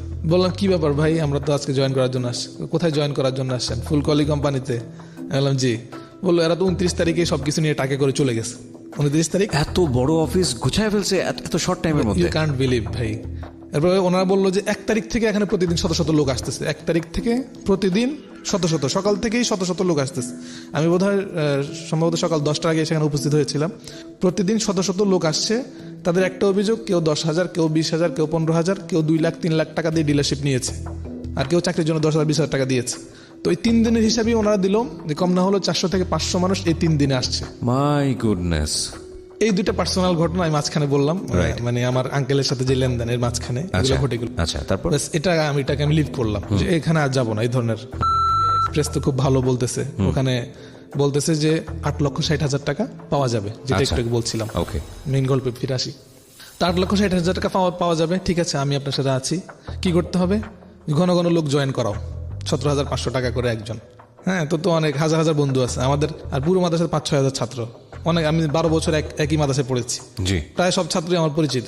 তো বন্ধু বান্ধব জয়েন করাতে হবে, ইয়ে করতে হবে, এভাবে আস্তে আস্তে অনেক ক্ষেত থেকে টাকা নিলাম। এর মধ্যে আব্বাকে বললাম, আব্বা কিন্তু এগুলো জানে না, আব্বা জানে যে চাচার সাথে ঘোরাফেরা করতেছি, ভালো কিছু হবে, আর ও তো ওষুধ বিক্রি করেই দিবে, 1,34,000 টাকা চলেই আসছে, বাকি টাকাগুলো চলে আসবে। এর মধ্যে আব্বাকে বললাম যে, আব্বা ভালো একটা কোম্পানি আসছে, এরকম এরকম জাহিদ কাকা তো লক্ষ লক্ষ টাকা ইনকাম করতেছে, আপনি আমাকে কিছু টাকা দেন। আচ্ছা, বিশ্বাস করবেন নাকি, আব্বা আমাকে 6 লক্ষ টাকা দিলেন। আবার 6 লক্ষ টাকা দিলেন? 6 লক্ষ আপনার বাবার টাকা। তো টাকার অভাব ছিল না আমার যেটা মনে হচ্ছে। না, আমি এখানে একটা কথা বলি, আমার বাবা খুবই অনেস্ট, কিন্তু আমার বাবা আলহামদুলিল্লাহ মানে রিক্সা ভাড়াটা বাঁচিয়ে আব্বা হজ করেছেন। মাশাআল্লাহ, মাশাআল্লাহ, ভালো মানুষ, খুব ভালো আমার মানুষ। বাবা 3বার হজ করেছেন, আমার আম্মা হজ করেছেন, আলহামদুলিল্লাহ। কিন্তু মাঝখানে যে কাকার সাথে আমার গোপনে গোপনে এইসব কথা চলতেছে যে এই কোম্পানির ওষুধগুলো বিক্রি হচ্ছে না, এটা কিন্তু আব্বা জানেন না। আচ্ছা, আব্বা তো 1,34,000 টাকা পেয়ে গেছে, বাকিগুলো পেয়ে যাবে, ওষুধ আস্তে আস্তে বিক্রি করে যেহেতু দিবে। 1,34,000 টাকা পেয়েছে, পেয়ে right? গেছে। এর মধ্যে আমিও একটু স্টাইল করে চলতেছি, হ্যাঁ, মানে টাকা পয়সা খুব ইনকাম করি, Okay. যখন যেটা লাগে খুব দিচ্ছি। আব্বা কত টাকা লাগবে বলেন, কোনো সমস্যা নেই, আব্বা তো টাকা লাগবে না। আব্বা বলতেছেন তোরা বড় হয়, এটা আমার খুশি। ওকে, কাকা আমাকে বললেন, এখান থেকে তুই একটা বোর্ড ব্রেক করলে 8,60,000 পাবি, 2টা ব্রেক করলে তোর আর কিছু জীবনের দরকার নাই, 15-16 লক্ষ টাকা দিয়ে পরে অন্য বিজনেস করিস। জি। আমাকে বললো, তো ঠিক আছে, বিজনেস শুরু করলাম। আব্বার থেকে 6 লাখ নিলাম, আরো কিছু বন্ধু বান্ধবের কাছ থেকে টুকটাক কিছু টাকা নিলাম, বিজনেস শুরু হলো। এর মধ্যে আমার বোর্ড ব্রেক হওয়ার কাছাকাছি চলে আসলো, দ্যাট মিনস আমি এখন 8,60,000 টাকা পেয়ে যাব। জি। আমার সেই আনন্দ, পড়ালেখা প্রায় শেষ। তো একদিন কাকা বললেন, চিটাং চল, ওখানে আমাদের বিশাল টিম আছে, ওখানে আমরা একসাথে বসে কাজ করব, 2 দিনের মধ্যে তোর বোর্ড ব্রেক হয়ে যাবে, কিছু ইনভেস্টমেন্ট আছে, আর তুই 8,60,000 টাকা নিয়ে ঢাকা চলে আসবে। আমি বললাম ঠিক আছে। গেলাম, যাওয়ার পর বোর্ড ব্রেক হলো। তা আমি তো এত টাকা একসাথে কোনো সময় হাত দিই নি, 8,60,000। আমি বললাম, কাকা আমি ঢাকা চলে যাই, আপনি টাকাগুলো আমার ব্যাংক অ্যাকাউন্টে দিয়ে দিন। বলে ঠিক আছে, কোনো সমস্যা নেই। আমি চলে আসলাম, আমার ক্লাস আছে এই জন্য চলে আসছি। আসলাম, রোববার যায়, সোমবার যায়, 1 সপ্তাহ চলে যায়। ফোন ধরে কাকা, বলে যে একটু ব্যস্ত, টাকাগুলো ব্যাংকে যাওয়ার সময় পাচ্ছি না, পাঠাবো যে সময় পাচ্ছি না। আমার নিয়ত হলো যদি 8,60,000 পেয়ে যায় আব্বাকে 5 লক্ষ টাকা দিয়ে দিব, আচ্ছা, আর বাকি 3,60,000 দিয়ে আমি ব্যবসা করবো। আমি যদি আরেকটু রিপিট করি বোঝার জন্য, যে 8,60,000 টাকা আপনাকে কি হিসেবে দিল? এটা আমার ওই যে লেভেলটা ব্রেক হয়েছে টিভিআই এক্সপ্রেস কোম্পানির, আচ্ছা, ওই লেভেল ব্রেক হওয়ার পরে কোম্পানি আমাকে 40টা পিন দিয়েছে, হ্যাঁ। অর্থাৎ 40টা টিকিট দিয়েছে। Okay. এই 40টা টিকিট আমি আরো 40 জনের কাছে বিক্রি করলেই আচ্ছা। 8,60,000 টাকা আমার হয়ে যাবে। আচ্ছা, তো ওরা যেহেতু মার্কেটিং করছে আঙ্কেলরা, জি, ওরা ওই টাকাটা মার্কেটিং করে আমাকে দিয়ে দিবে। আচ্ছা। কোম্পানি তো খুব হিউজ চলতে। টাকাটা কি আপনি ক্যাশ হিসেবে পেয়েছিলেন 40টা পিন বিক্রি করে? না, আমি টাকাটা ক্যাশ করি নাই। তাহলে আমি ওকে বলেছি যে তুমি এটা ইয়াতে পাঠিয়ে দাও, আমার ব্যাংকে পাঠিয়ে দিও, কারণ আচ্ছা। টাকা ক্যাশ ক্যারি করে ঢাকা আসা সম্ভব না। না, কিন্তু পিন কি বিক্রি হয়েছিল? যেটা হ্যাঁ, পিন বিক্রি হয়েছে, আর এগুলো চাহিদা প্রচুর ছিল তখন। আচ্ছা, একদিন যা 2 দিন 10 দিন চলে গেল, এই আমার ক্লাসের খুব চাপ, কারণ এটা আমার শেষ বছর পড়ালেখার। জি, আমি আর এত বেশি যোগাযোগ করতে পারছি না। 10 দিন পরে উনি আমাকে ফোন দিয়ে বলে, হুসাইন খুব একটা সমস্যা হয়েছে। কি হয়েছে? যে কোম্পানিতে একটা কঠিন রুলস করছে, এখন থেকে আইডি কার্ড এবং ব্যাংক স্টেটমেন্ট দিয়ে এটা ভেরিফাই করতে হবে, পিনগুলো ভেরিফাই না করলে এটা জয়েনিং নিবে না, জয়েনিং না করলে এটা বিক্রি হবে না। তা বললাম আপনি এটা করেন, আমরা আইডি কার্ড দিচ্ছি আর ব্যাংক স্টেটমেন্ট দিচ্ছি, আপনি করে ফেলেন। কাছে ঠিক আছে, দে 10-12 দিন কিন্তু সময় লাগবে। এই নাটক করতে করতে 1 মাস চলে গেল। 1 মাস পরে কি হলো, সরকারের পক্ষ থেকে কি একটা চাপ আসলো, বাংলাদেশ যে হেড ছিল সে পলাতক, এখন আর পিন বিক্রি হয় না। আমার পিন কিন্তু সে বিক্রি করে ফেলেছে, কিন্তু সেই টাকাটা নিজে মেরে দিয়েছে এবং এই ভেরিফাই নাম করে আমার টাকাটা সে সুন্দর করে মেরে দিয়েছে। তারপরে উনি বিভিন্ন কথাবার্তা বললেন, পরে আব্বাকে অবশ্য 1 লাখ টাকা দিয়েছে। তারপরে অনেক গ্যামজাম হলো, অনেক দেন দরবার হলো। উনি অস্বীকার করলো যে আমি এত টাকা নেই 6 লাখ টাকা আমি নেই, কারণ আমরা যখন প্রুফে কাজ করতাম না, এই যে এতগুলো টাকা দিয়েছে, আগে 5 লাখ এখন 6 লাখ, জি, এই টাকার জন্য কিন্তু কোনো দলিল উনি দেয় নাই, আচ্ছা। আমরাও নিয়ে নেই। মানে আম্মা ওনাকে এত বেশি আদর করতো যে বাসায় আসলে মানে নিজের ছেলের চেয়েও বেশি, ওনার শার্ট পর্যন্ত আম্মা ধুয়ে দিত। অথচ আব্বার চাস্তো ভাই, ওনার শার্ট প্যান্ট গুলো আমার আম্মা ধুয়ে দিতেন, কারণ তিনি একজন হাফেজ। আমার ছেলেও হাফেজ, আমার ওই ইয়াও হাফেজ, দেবরও হাফেজ। ওকে, ওকে, কিন্তু ও তো আমাদের সাথে এই ইয়েটা করেছে, এবং মোর দেন 2.5 crore টাকা উনি এলাকা থেকে নিয়ে গেছে। আপনি যদি আমার এলাকায় যান এখনো দেখতে পাবেন 2.5 কোটি টাকা উনি এলাকার মানুষের থেকে এভাবে নিয়েছে। তো এভাবে চলে গেল, আরো 2 বছর গেল। তাহলে এখন দেখেন উনি ওনার ওষুধগুলো কিন্তু 1 বছর চলে গেল। জি, এদিক দিয়ে আব্বা আমাকে চাপ দিতে লাগলো যে কি ব্যাপার, টাকাটা কোথায়, তোদের ওষুধের কোনো খোঁজ আসতেছে না, ইয়ার কোনো খোঁজ আসতেছে না, টাকার খবর কি? আমি বললাম আব্বা আসবে। এদিক দিয়ে কাকার সাথে যে আমার এত বড় অকারেন্স ঘটে গেছে, এটা কেন যেন আমি আব্বাকে আর বললাম না, চেপে গেলাম। জি, কিন্তু চেপে গিয়ে কয়দিন আব্বার সাথে অনেক মিটমাট হলো, অনেক কিছু হলো। উনি বললেন যে আমি টাকা নেই, কিন্তু পরে কিন্তু মিটমাট হওয়ার পর আবার 1 লাখ টাকা দিচ্ছে। 1 লাখ টাকা দিচ্ছে, জি, এটা আব্বা পেলেন। এর মধ্যে আব্বার 10 লাখ টাকার কোনো হদিস নেই। 10 লাখ টাকা কোথায়? ওষুধগুলো নষ্ট হয়ে যাচ্ছে, এগুলো মানে সময় পার হয়ে গেছে, ডেট এক্সপায়ার হয়ে যাচ্ছে। হ্যাঁ, এক্সপায়ার হয়ে গেছে। আর মারাত্মক অবস্থা। এই 10 লাখ টাকার চাপ, এগুলো সব আমার হাত দিয়ে গেছে। আব্বা তো আমার উপর ইয়ে করে যে আমার ছেলে কাজ করতেছে, কোনো টেনশন নাই, খুব ভালো ছেলে। চলে গেল 10 লাখ। এদিক দিয়ে রমজান চলে আসলো। আমি ঢাকার অনেক বড় একটা মসজিদে তারাবি পড়ালাম, যেখানে প্রায় 10 থেকে 15 হাজার মুসল্লি হয় আচ্ছা, তারাবির নামাজ রমজানে। ওকে, তো আব্বাকে বললাম আমি কিছু টাকা পাচ্ছি রমজানে, তো 50,000 বা এরকম, এটা আপনাকে আমি দিব। ওকে, ব্যাস 50,000 টাকা দিলাম। কিন্তু এদিকে আব্বার সাথে আমার মনোমালিন্য, ওনার রাগ বেশি, খুব অবস্থা খারাপ। এর মধ্যে কিন্তু উনি আমাকে এখনো বিশ্বাস করেন, কারণ জাহিদ কাকার কারণে না আমার এই অবস্থা হয়েছে। জি, এর মধ্যে একজন ছিলেন শাহেদ, চিটাং বাড়ি, উনি বর্তমানে দুবাইতে থাকেন। আচ্ছা, তো এই লোকটা, ওই লোকটার সাথে পরিচয়, অত্যন্ত মিষ্টি ভাষায় কথা বলেন, এক মানুষকে 1 মিনিটের মধ্যে আপনাকে ইমপ্রেস করে ফেলবে, একটা হাসি দিবে এবং সুন্দর করে কথা বলবে যে আপনি ইমপ্রেস হয়ে যাবেন। ফাইন, আমরা এখান থেকে ফিরবো প্রিয় শ্রোতা। আপনারা শুনছেন সিক্রেটস। আজকে এখানে কনফেস করছে হাফেজ হোসাইন। তিনি একজন মাওলানা, বুঝতেই পারছেন তার কথা শুনে। এবং আমরা ছোট্ট একটা বিরতি নিচ্ছি, মাত্র 2 মিনিটের। আর আপনারা এই অনুষ্ঠানটি আমাদের ইউটিউব চ্যানেল থেকে শুনতে পারেন। আমাদের ইউটিউবের ঠিকানা www.facebook.com/dfm904। আমি আবারও বলি, youtube.com/dfm904। Please like this channel. ফিরে আসছি ছোট্ট একটা বিরতির পর। Secrets. Something beyond entertainment.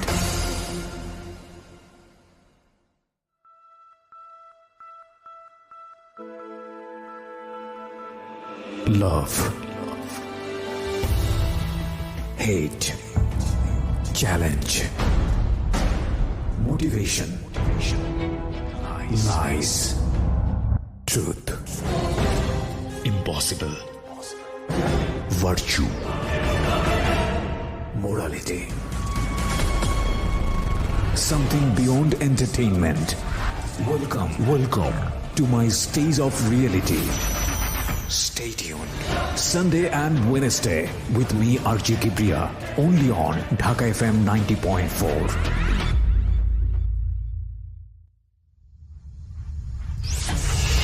Secrets. Something beyond entertainment. আর একবার স্বাগত জানাচ্ছি, শুনছেন সিক্রেটস, আরজি কিবরিয়া রয়েছে আপনার সঙ্গে এবং আজকে এখানে কনফেস করছে মাওলানা হাফেজ হুসাইন। তার কাছে আমি আবারও ফিরছি, হ্যাঁ যেখানটায় ছিলেন। তারপর ওনার সঙ্গে দেখা হলো, মিষ্টি হাসি দিয়ে দিলেন। নাম কি ছিল ওনার? ওনার নাম ছিল শাহেদ মুমতাজ চৌধুরী।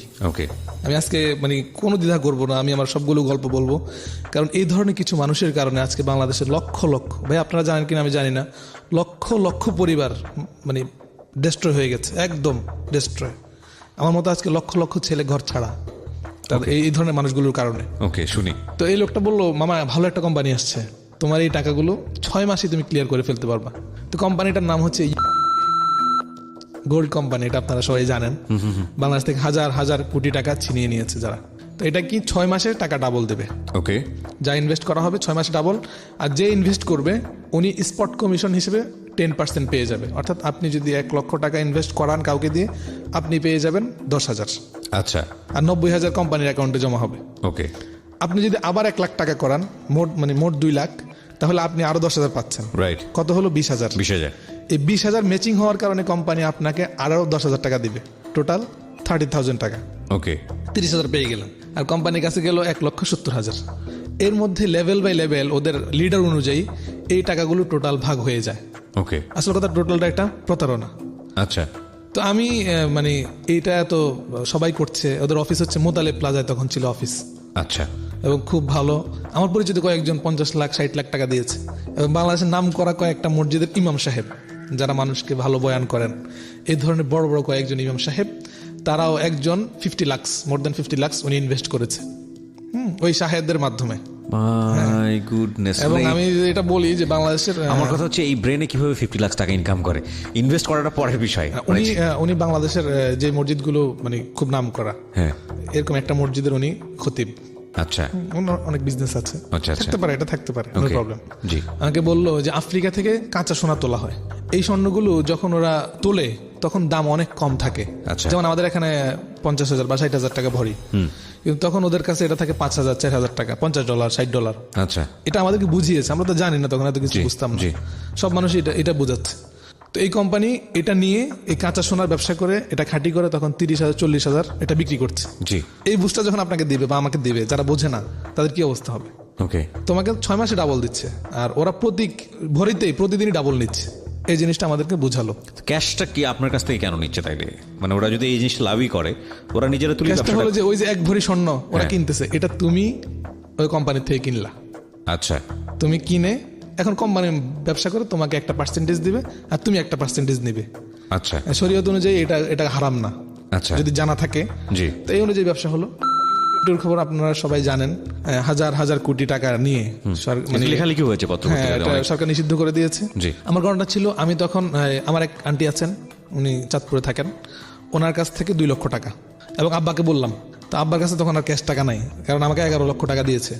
তো আব্বা কি করলেন, আমার এক কাকা আছেন, লোকমান কাকা, উনি বিদেশে থাকেন, তখন সৌদি আরব থাকতেন, ওনার 6 লক্ষ টাকা ছিল। এবং আমার একটা কাকি আছেন, ওই কাকাটা মারা গেছেন, রাসু কাকি, তো ওনার 2 লক্ষ টাকা ছিল। তো আমি তো বলেছি হালাল ব্যবসা, কোনো সমস্যা নেই, আপনি আমাকে টাকাটা দেন। তাহলে ওই লোকমান কাকা 6 লাখ, রাসু কাকির 2 লাখ 8 লাখ, আর হচ্ছে আমার আন্টির 2 লাখ, এই মোট 10 লাখ টাকা আমি এখানে ইনভেস্ট করলাম। ওকে, আমি ইনভেস্ট করে কোম্পানি খুব চলছে, আমি 1 মাস পেলাম, 1 মাস টাকা পাইছি, 10% করে 1 লাখ টাকার মতো পেয়ে গেলাম। জি। কিন্তু পরের মাসেই সব ধরাবাধা শুরু হয়ে গেল, কোম্পানি বন্ধ হয়ে গেল, সব উধাও। তো এই কোম্পানি, এর মধ্যে ভাই অনেকগুলো গল্প আছে। asiaonline.com, .us, তারপর বিস, তারপর হচ্ছে .com, হ্যাঁ, এই ধরনের। তারপর কোম্পানি ক্লিকের মাধ্যমে টাকা দেয়। এই ধরনের অনেকগুলো কোম্পানিতে আমি কাজ করেছি। আমার মুখটা না হা হয়ে গেছে আপনার কথা শুনে, যে you just mention the name, আমার মানুষের নাম মনে থাকে না, একটা বড় সমস্যা। আমি আরো কয়েকটা বলতে পারবো, কিন্তু ফাইন, ইউ ক্যান। এগুলা সবই কি এই ধরনের এই এমএলএম ব্যবসা বা প্রতারণা করার মতো জি জি ঘটনা? জি, ইভেন আপনি বিশ্বাস করবেন কিনা জানেন, এখনো এই প্রতারক চক্র সক্রিয়। অবাক হয়ে যাবেন, এরকম একটা কোম্পানি আসলো, কোম্পানিটার নাম আমার মনে নাই, ওরা নিজেরাই 8 লক্ষ টাকা খরচ করে একটা সফটওয়্যার তৈরি করলো, মানে এই সিস্টেম যে পার মান্থ ইয়ে করবে। আর এটার ব্যাকগ্রাউন্ডে এত এত তথ্য দিল যে ওয়ারেন বাফেট এই কোম্পানির ব্যাপারে এই বলছে, অমুক এই বলছে, বিল গেটস এই বলছে, হ্যাঁ, মানে এমন ধরনের তথ্য দিয়েছে যে এই কোম্পানিটাকে ওরাই ইয়ে করতেছে আর কি, সার্ভাইভ করতেছে এই ধরনের। তো এটা বিশ্বাস করবে নাকি? তো আমি একদিন আসলাম, ডিওএইচএস ওদের অফিস ছিল, তো আমি বললাম আপনারা যেটা করছেন এটাও তো ফল্ট। তো বলে বস আপনি তো এমএলএম ব্যবসায়ী বুঝেন নাই। আমি বললাম বুঝি নাই বলতে? তো বলতেছে এমএলএম ব্যবসার নিয়মই হচ্ছে আপনি 6 মাস আর্ন করবেন, এরপর আপনি মানে একটা সলিড লাইফ লিড করবেন, লাক্সারিয়াস লাইফ লিড করবেন, আর বিদেশ চলে যান, সমস্যা কি, আপনি 10 কোটি 20 কোটি টাকা নিয়ে চলে যান। ওকে, পজ, আমি এখান থেকে ফিরবো। ওকে প্রিয় শ্রোতা, সারপ্রাইজের কথা বলছিলাম। সারপ্রাইজটি হচ্ছে আমার বই নিয়ে, যে বইটি অলরেডি বাজারে পাওয়া যাচ্ছে, এবং সেই বইয়ে একটা স্পেশাল অফার আমি দিতে চাই সবাইকে। সেটা হচ্ছে এখন থেকে শুরু করে, মানে যেই মুহূর্ত থেকে অ্যানাউন্সমেন্টে যাচ্ছি তখন থেকে শুরু করে আগামী 3 দিন যতগুলো বই আপনারা অনলাইনে অর্ডার করবেন, সেখানে প্রত্যেকটি বইয়ে এই অনুষ্ঠানগুলো নিয়ে বিশেষ কিছু কথা লেখা থাকবে আমার নিজের হাতে, এবং এটা হচ্ছে আপনাদের জন্য একটা স্পেশাল গিফট উইথ মাই অটোগ্রাফস। শুধুমাত্র 300টি বইয়ে এই সুযোগটি থাকছে, অনলি 300 বুকস। বইয়ের প্রাইস একই থাকবে 200 টাকা, এবং যারা এখন থেকে শুরু করে আগামী 3 দিনের মধ্যে বই অর্ডার দেবেন, তাদের বই কেবলমাত্র এই বিশেষ কথাগুলো লেখা থাকবে আমার পক্ষ থেকে, আমার অটোগ্রাফ সহ, এবং এটা শুধুমাত্র অনলাইনে। ওকে, তবে 300টি বইয়ের জন্য, সুতরাং ঝটপট করতে হবে। যেভাবে আপনি বইটির অর্ডার দিতে পারেন, দুটো ফোন নাম্বার। প্রথমটা হচ্ছে ক্লিক অ্যান্ড ডিলের 09638771771। আমি আবারও বলছি 09638771771। আরও একবার বলছি 09638771771। আরেকটি নাম্বার রয়েছে খুবই সহজ, রকমারি.com-এর 16297। আরও একবার বলি 16297। বইয়ের মূল্য হচ্ছে মাত্র 200 টাকা, সাথে কুরিয়ার চার্জটা লাগবে, এবং বইটি এসছে ঢাকা FM 90.4-এর আরজে কিবরিয়ার জীবন গল্প এবং সিক্রেটস। শুধুমাত্র এখন থেকে শুরু করে আগামী 3 দিন যারা বইয়ের অর্ডার দেবেন, তাদের প্রত্যেকটি বইয়ে আমার বিশেষ কিছু কথা আপনাদের জন্য লেখা থাকবে। এটা হচ্ছে স্পেশাল অফার উইথ মাই অটোগ্রাফস। ওকে, হ্যাঁ, যেখানটায় ছিলাম আমরা, তারপর তাই বলে আপনারা এটা আর কত করবেন? কোম্পানির এই যে লোকটা ছিল, ওনার নাম না বলি ভাইয়া, জি, আর উনি নতুন যে ইয়েটা নিয়ে আসছে, এটা হচ্ছে ক্রিপ্টো কারেন্সি। একটু অনলাইনে সার্চ করলে দেখবেন, এটা বিভিন্ন কারেন্সির বিজনেস করে। তো এই কোম্পানিটা মানে দেখা যায় 2 মাসে 3 মাসে মানে 1 লক্ষ টাকা 10-15 লাখ টাকা হয়ে যাচ্ছে, এই ধরনের অফার আর কি। ওকে, তো এই কোম্পানি, ওনাকে আমি বললাম যে আপনি যে এই যে টানলেন, মানুষের কোটি কোটি টাকা নষ্ট হয়ে গেল, আপনাকে এই জন্য আফসোস হয় না? আবার আপনি নতুন কোম্পানি নিয়ে আসছেন। তো বলছে ধর মিয়া, আমরা কি নিজেরা কারো ক্ষতি করছি নাকি? সরকারি তো এটা বন্ধ করে দিচ্ছে। আমি বললাম সরকার বন্ধ করছে মানে? আপনাদের যখন প্রয়োজন ফুরাই গেছে, যখন আর কমিশন মানুষকে দিতে পারবে না, তখন আপনারা বন্ধ করে দিয়েছেন। তখন আর সে কথা বলে না, চুপ করে আস। বলে আপনি ব্যবসায় বোঝেন নাই, এমএলএম ব্যবসাটাই আপনি বোঝেন নাই, মাল্টি লেভেল মার্কেটিং। ওকে, গেল। এরপরে গেল যে কোম্পানিগুলো, এরকম 8-10টা কোম্পানির নাম বললাম, জি, যারা এরপরে যখন 6 মাসে মানুষ ইয়ে হলো, 3 মাসে ডাবল, 2 মাসে ডাবল, এরপর আসলে একটা ডেইলি ট্রেড 15 দিনে ডাবল, মানে এভাবে একের পর এক কোম্পানি আসতে থাকলো। আর এই যে হতচ্ছাড়া মানুষগুলো যারা প্রথমে টাকা হারালো 5 লাখ 10 লাখ, আমার তো মোর দেন 21 লাখের উপরে কিন্তু চলে গেল ভাইয়া। তাহলে আমার 21 লাখ টাকা আমি কোথা থেকে দেবো? আমি যে 1 মাস 2 মাস কমিশন পেয়েছিলাম, সেটা দিয়ে না হয় 2 মাস 3 মাস পরিবারকে বুঝ দিয়েছি যে এই কমিশন পাচ্ছেন, নিচ্ছেন। মিথ্যা কথা, মিথ্যার উপর মিথ্যা। কিন্তু আমার এই কোম্পানিগুলো চলে গেছে, আমি তো পরামর্শ করে নেই। এখন আমি তাদের কাছে কি জবাব দেবো? এই মাথার মধ্যে আস্তে আস্তে চাপ শুরু হয়ে গেল। চাপ শুরু হইতে হইতে আমি তখন আব্বার মানে ঝগড়া, আম্মার সাথে, আমার সাথে, সবার সাথে, মানে আব্বার রাগ, তার এই খালার টাকাগুলো সব চলে গেল। তার কষ্টটা কোন পর্যায়ের? এই বাসার মধ্যে সারাদিন এরকম গন্ডগোল। আমি তখন বাসা থেকে লিভ করলাম। বাসা থেকে আমার এক ফুফাতো ভাই ছিল, উনি মিরহাজিরবাগ থাকতেন। ভাইয়াকে বললাম ভাই কয়েকটা মাস আমাকে এখানে থাকতে দেন। কোনো সমস্যা নেই, তুই যতদিন এসে থাক। আর আমার একটা ইয়ে ছিল, আমি যেখানে থাকি বন্ধু বান্ধব নিয়ে খাওয়া দাওয়া, মানে এগুলো কোনো সমস্যা নেই, খুব খরচ করতে অভ্যস্ত আর কি। এই জন্য আমার আম্মা সবসময় বলে যে আমার ছেলেরা জীবনে টাকা জমাতে পারবে না। আসলে ভাই আমার এক পকেটে এখন 500 টাকা আছে, এছাড়া কোনো টাকা নেই। ওকে, তো ওখানে 3 মাস থাকলাম, কিন্তু ওই যে মাথায় একটা চাপ, 21 লাখ এত টাকা আমি কিভাবে শোধ করব।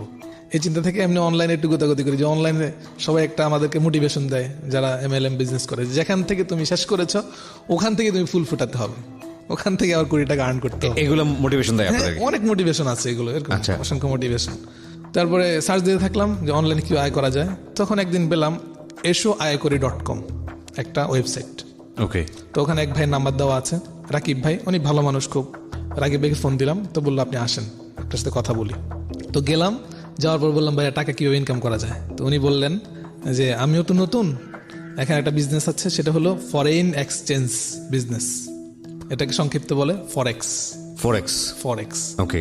ফরেক্স বিজনেস আপনি করতে পারেন, এখান থেকে আপনি চাইলে কোটি টাকা আর্ন করতে পারেন, এবং এটাতে পেমেন্টের কোনো সমস্যা নাই। আগের কোম্পানিগুলো যেমন আপনি টাকা ইনকাম করেছেন, একজনের কাছে ডলার বিক্রি করতে হতো বা কেউ ডলার কিনলে তখন দিতে হতো, কিন্তু এই টাকাটা আপনি সরাসরি ব্যাংক থেকে তুলতে পারবেন, মাস্টার কার্ড দিয়ে তুলতে পারবেন, সব করতে পারবেন, কোনো সমস্যা নেই। তাই বললো এটাই তো খুঁজতেছি এত বছর যাবত, এই রিয়েলিটি তো খুঁজতেছি। তো বললো ঠিক আছে আপনি শিখেন। কীভাবে শিখতে হবে উনি আমাকে দেখালো, সফটওয়্যার আছে MT4 সফটওয়্যার, এটা ডাউনলোড করলাম কম্পিউটারে, এবং উনি আমাকে টুকটাক দেখালেন আর $50 ডিপোজিট করে দিলেন। ওকে। এটা আস্তে আস্তে করবেন, আপনি এভাবে করবেন, তাহলে আপনি আস্তে আস্তে $1 $2 করে ইনকাম করবেন, আস্তে আস্তে বাড়বে। তো আমি কি করলাম, আমার তো টাকার দরকার, আমি প্রথম দিনে উল্টাপাল্টা ট্রেড করলাম, কেনা বেচা করলাম। ট্রেড বলতে ওখানে আপনার ফাংশনটাকে আমাকে যদি একটু সিনপসিসটা আমি বলেন। সংক্ষিপ্ত আকারে, শ্রোতারা যারা ট্রেড করে, আমি জানি এই অনুষ্ঠানটা অনেক ফরেক্স ট্রেডাররা শুনবে, ভাই আমি আপনাদের প্রতি সম্মান রেখেই বলছি, আপনারা আমার প্রতি রাগ করবেন না, কারণ আমি জানি যে ফরেক্সে 98% লোক লুজার, এবং যে ব্রোকারগুলো কাজ করে ওখানে ওদের ওয়েবসাইট লেখা আছে যে CFD trading is very risky for your মানি, এরকম লেখা আছে। তারপরও সিগারেট তো মানুষ খায়, সিগারেট পান করে। এক্স্যাক্টলি। হ্যাঁ, তো ফরেক্স এটা হচ্ছে এমন, আমাদের বাংলাদেশে যেমন শেয়ার মার্কেট আছে, শেয়ার মার্কেটে আমরা কি করি, টাকা ইনভেস্ট করি, জি, এবং যদি শেয়ার কেনার পরে এটা যদি লসও চলে যায়, আমার শেয়ারটা কিন্তু থাকে। এক সময় যদি 10 বছর পরেও দাম বাড়ে, আমার শেয়ারটা কিন্তু থাকলো, রাইট, মানে একদম আমার ব্যালেন্স খালি হয়ে যায় না। রাইট। কিন্তু এই মার্কেটটা হচ্ছে এমন, এটাও ইন্টারন্যাশনাল শেয়ার মার্কেট। 6 বছর আগে আমি যখন 2012 সালে ট্রেড শুরু করি, তখন এই মার্কেটে per day world wide $4 trillion লেনদেন হইতো। $4 ট্রিলিয়ন। আর গত 6 মাস আগে শুনেছি $6 ট্রিলিয়ন ক্রস করেছে। ওকে। $6 ট্রিলিয়ন পার ডে লেনদেন হয়, এবং এগুলোতে লিড করে হচ্ছে ওয়ার্ল্ড ওয়াইড যে বিগ ব্যাঙ্কগুলো আছে, city bank, America USA city bank, বা বড় বড় যে ব্যাঙ্কগুলো আছে, UBS, এই ব্যাঙ্কগুলো এরা লিড করে। ওকে। তো ওখান থেকে কিন্তু ওই ধরনের ব্যাঙ্কগুলোতে যারা ট্রেডিং করে, ওদের সাথে যারা ট্রেডিং করে, ওখানে অনেক কন্ডিশন আছে, যেমন লেভারেজ কত % নিতে পারবে, সুদ কত % নিতে পারবে, সুবিধা কতটুকু দিবে, ঋণ কতটুকু দিবে, এবং $25,000 নিচে ট্রেড করা যায় না। তার মানে বিগ মানি। ওকে। কিন্তু আমাদের দেশে যে সকল ব্রোকার হাউসগুলো কাজ করে, এরা ওই $5 দিয়েও ট্রেড করা যায়। আপনি $5 ডিপোজিট করতে পারবেন, $100 ডিপোজিট করতে পারবেন। ওকে। মানে অনেক লো স্কেল আপনাকে সুযোগ দিয়ে দিচ্ছে। এবং এই অ্যাকাউন্টগুলো এমন যে আপনি ট্রেড দিবেন, যদি আপনার বিপরীতে আপনার ইয়েটা যায়, মার্কেটটা যায়, আপনার অ্যাকাউন্ট জিরো হয়ে যাবে, মানে ওই টাকাটা পুরাই চলে গেল বাইরে। আচ্ছা, ওটা ওদের পকেটে চলে এটা গেছে। তো এক ধরনের বড় ধরনের জুয়া। জি জি জি, অবশ্যই আমি বিস্তারিত বলছি। যে এটা আপনার জায়গা থেকে অফকোর্স ইটস আ ক্রাইম, সেটা তো আপনি কেন গেলেন? এটা যে হারাম, এটা তখনও বুঝিনি, এটা এখন বুঝি। আচ্ছা, এটা আমি আপনাকে বলছি। ওকে, ফাইন। তো এই সফটওয়্যারটা এরকম যে 2টা কারেন্সি একসাথে থাকে, যেমন euro USD, euro dollar USD dollar, জি, তারপর USD ডলার, জাপানি dollar, AUD dollar, Australian dollar, Swiss franc, এভাবে অসংখ্য। আপনার ফেসবুকের শেয়ারও এটাতে আছে, অ্যাপলের শেয়ারও আছে, ওয়েল আছে, সিলভার আছে, গোল্ড আছে, সব কিছু শেয়ার আছে। আর বাংলাদেশের বা আমাদের শেয়ার মার্কেটটা যেরকম একমুখী, যে মার্কেট উঠলেই শুধু লাভ হয়, নামলে শুধু লস হয়, এখানে এরকম না। এখানে মার্কেট অলওয়েজ ওপেন, এবং আপনি চাইলে উপরেও মারতে পারেন, নিচেও মারতে পারেন। ওকে। অর্থাৎ বাই সেল একসাথে করা যায়। ওকে। আর এখানে এই টাকাটা এরকম থাকে, 24 ঘন্টা মার্কেট ওপেন, সপ্তাহে 5 দিন, শুক্র এবং শনিবার ছাড়া, শনি এবং রবিবার ছাড়া, আর 5 ডেজ মার্কেট ফুললি ওপেন। ওকে। আর এই ব্রোকার হাউসগুলো ওয়ার্ল্ডে এখন প্রায় 4,500 উপর ব্রোকার হাউস আছে, 4,500 উপরে। মাই গড। তো আমাদের মতো এই ধরনের কান্ট্রিগুলোতে এরা টাকা নেওয়ার জন্য আসে, এদের বিভিন্ন দালাল তৈরি হয় আমাদের দেশে। দালাল কি? এরা রিপ্রেজেন্টেটিভ, মানে এই সম্মানিত শব্দ দিয়ে এদেরকে এখানে নিয়োগ দেয়। ওকে। এই রিপ্রেজেন্টেটিভরা কি করে, যে ব্রোকার হাউসের বিভিন্ন সুবিধা, আপনি এখানে এই পাবেন সেই পাবেন, ফরেক্স করলে এই লাভ, 3 দিনই কোটিপতি, 5 দিনই কোটিপতি, বা আপনি এই কমিশন পাবেন, পার লট ট্রেড করলে আপনি $15 করে পাবেন, অনেক টাকা, মানে ডলারের নিচে কোনো কথা নাই, এখানে ডলার আর ডলার, আসলে ডলার আছে কিন্তু এখানে সব লুজার, এটা হলো মেন কথা। তা আমাদের দেশে কিছু নিম্নমানের ব্রোকার কাজ করে, কারণ বড় ব্রোকারগুলো এখানে আসবে না। জি, অসংখ্য ব্রোকারে বাংলাদেশের নামটা নিষিদ্ধই আছে, যে বাংলাদেশি পিপলের জন্য অ্যাকাউন্ট খোলা নিষেধ, এদের এই সুযোগ নাই। ওকে, যাই হোক, তো ওই $50 দিয়ে আমি শুরু করলাম, আমি প্রথমেই লস করলাম। লস করার পরে আমি চিন্তা করলাম যে আসলে এটা ঠিক না বে ঠিক, কিছু বুঝতে পারছি না। পরে আরেকটা ভাইয়ের সাথে যোগাযোগ করলাম, ওনার বাড়ি সিলেট, ফোন দিলাম, অনলাইনে নাম্বার পেলাম, তো উনি বললো ভাই আপনি শান্ত মাথায় ট্রেড করেন, আপনি ইনশাল্লাহ, আমি তো মাসে 2-2.5 লাখ টাকা ইনকাম করি, আপনিও করতে পারবেন। তো আমি চিন্তা করলাম 2 লাখ টাকা ইনকাম করলে আর কি লাগে, ঠিক আছে আমি করবো। তো আমি আস্তে প্রশিক্ষণ নিতে থাকলাম, $40-50 করে ঢুকাইতে থাকলাম, লস করতে থাকলাম, ঢুকাইতে থাকলাম, লস করতে থাকলাম। একটা সময় গিয়ে রাকিব ভাইকে বাদ দিয়ে জিকু ভাই নামে একজন আছেন মিরপুরের, ওনার কাছে আমি ইয়ে করলাম, ফরেক্সের দীক্ষা নেওয়া শুরু করলাম।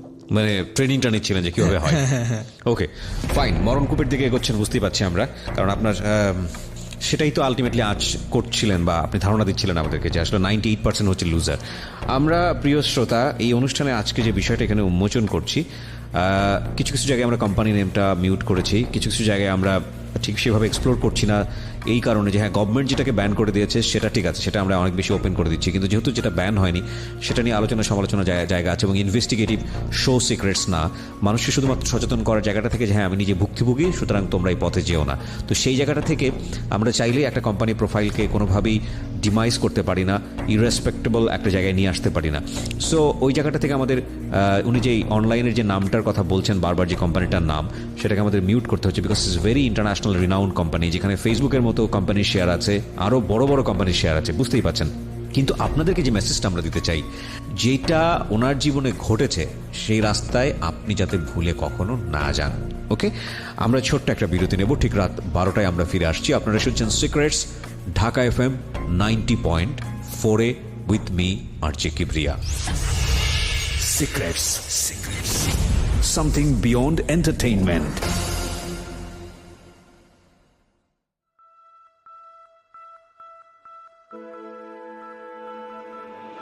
Love. Hate. Challenge. Motivation. Lies. Truth. Impossible. Virtue. Morality. Something beyond entertainment. Welcome to my stage of reality. Stay tuned. Sunday and Wednesday with me RJ Kibriya, only on Dhaka FM 90.4.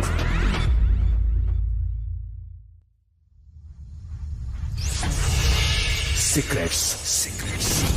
Something beyond entertainment. সময় রাত 12টা, প্রিয় শ্রোতা, আপনারা শুনছেন secrets, Dhaka FM 90.4-এ। আমি RJ Kibria রয়েছি আপনার সঙ্গে, এবং কথা না বাড়িয়ে আমি আবারও ফিরছি হুসাইনের কাছে, যেখানটায় আমরা ছিলাম। তারপর তো আমাদের এক পরিচিত ভাই মিরপুরে যিনি থাকেন, জিকু ভাই, উনি আমাকে ফোন দিলেন একদিন। তো উনি লাইট ফরেক্স নামে একটা ব্রোকারের, এটা নাম নিলে কোনো সমস্যা হবে না, রাশিয়ান একটা ব্রোকার, জি, এই ব্রোকারের তিনি রিপ্রেজেন্টেটিভ হলেন বাংলাদেশ, এবং আমাকে বললেন যে তুমি আমার সাথে কাজ করো সহকারী হিসেবে, অনেক ভালো পজিশন পাবে। কি কাজ করতে হবে, যদি কাজ করি তাহলে প্রতি ডিপোজিটে আমাকে 15% করে দেওয়া হবে, মানে আমার ক্লায়েন্টরা যা ডিপোজিট করবে তার 15% আমাকে দেওয়া হবে। ওকে, আর যারা ট্রেড করবে ওরা ট্রেডিংটা তো পেয়ে যাবে, যা প্রফিট করবে সেখান থেকে তারা সেটা পেয়ে যাবে। তো আমি চিন্তা করলাম আমি তো আর বেশি ডিপোজিট করতে পারবো না, কারণ আমার যা টাকা পয়সা ছিল এগুলো মোটামুটি আব্বার কাছ থেকে নেওয়া হয়ে গেছে, আমার বেশি ক্লায়েন্টও নেই। তখন আমি পার্সোনালি কিছু মানুষের কাছ থেকে কিছু টাকা নিলাম, আমার পরিচিত জনদের কাছ থেকে, নিজে ট্রেডিং করার জন্য। তো করতে গিয়ে কয়েকদিন করলাম, $500 $400 এরকম ডিপোজিট করলাম। ডিপোজিট করে পুরো টাকাটাই লস হয়ে গেল। আমি তো অত বুঝি না ভালো, জি, যেটুকু পারি এটা আসলে এনাফ না। আচ্ছা, তো আপনি লস করছিলেন, এর আগেও তো আপনি বেশ কয়েকটা জায়গায় গিয়ে লস করলেন, প্রায় 21 লাখ টাকা। তারপর ওই নেশার মধ্যে, মানে এই জায়গাটার মধ্যে আপনি কেন আসতে চাচ্ছেন? টাকাটা উঠাতে হবে। আচ্ছা, এক্স্যাক্টলি। পিছনে তো সাপোর্ট নাই। জি, সাপোর্ট নাই বলতে মানে আমাকে এতগুলো টাকা কে দেবে? ফ্যামিলি তো কিছুই জানে না বিষয়টা নিয়ে, আপনি যে ট্রাই করতে যাচ্ছেন বা এরকম। ওই পরের গুলো জানে না, কিন্তু এর মধ্যে 20 লাখ টাকা চলে গেছে। আচ্ছা, আমি তো কয়েকদিন, মানে আমি একটু আগে বললাম যে আমি বাইরে ছিলাম কয়েকদিন, জি, বাসার বাইরে ছিলাম। আর আমাকে কয়েকজন বললো যে তুমি মাওলানা হয়েছো, তুমি মসজিদ মাদ্রাসায় থাকো, বরকত হবে, অনেক ভালো হবে। তো মুরব্বীর পরামর্শ ক্রমে আমি ছেড়ে দিলাম, ফরেক্স বাতিল, চলে আসলাম। এসে কেরানীগঞ্জে একটা ফ্যাক্টরি, জিআই তারের কোম্পানি, জি, ওখানে আমার এক বন্ধু ছিল ম্যানেজার, তো ওর মাধ্যমে ওখানে সহকারী ম্যানেজার হিসেবে ঢুকলাম, জি, কিন্তু ফুল নাইট ডিউটি, রাতের বেলা। ওকে, তো খুব ভালো চলছিল। পাশাপাশি তিতাস গ্যাসের একটা পার্সোনাল মসজিদ ছিল, ওখানে আমাকে নামাজ পড়ানোর জন্য বলা হয়েছে, ওখানেও আমি যাচ্ছি। তো মোটামুটি আমার জন্য ভালো, আমি খাওয়া দাওয়া মানে শেষ করেও আমার সব প্রয়োজন সেরেও মাসে 10-12 হাজার টাকা আমার থাকে। আর পরিবার থেকেও বলা হলো যে ঠিক আছে, যা হয়েছে হয়েছে, এখন তুমি সুন্দর পথে থাকো, কোনো টেনশন করবে না, আর টাকাগুলো আস্তে আস্তে শোধ করো।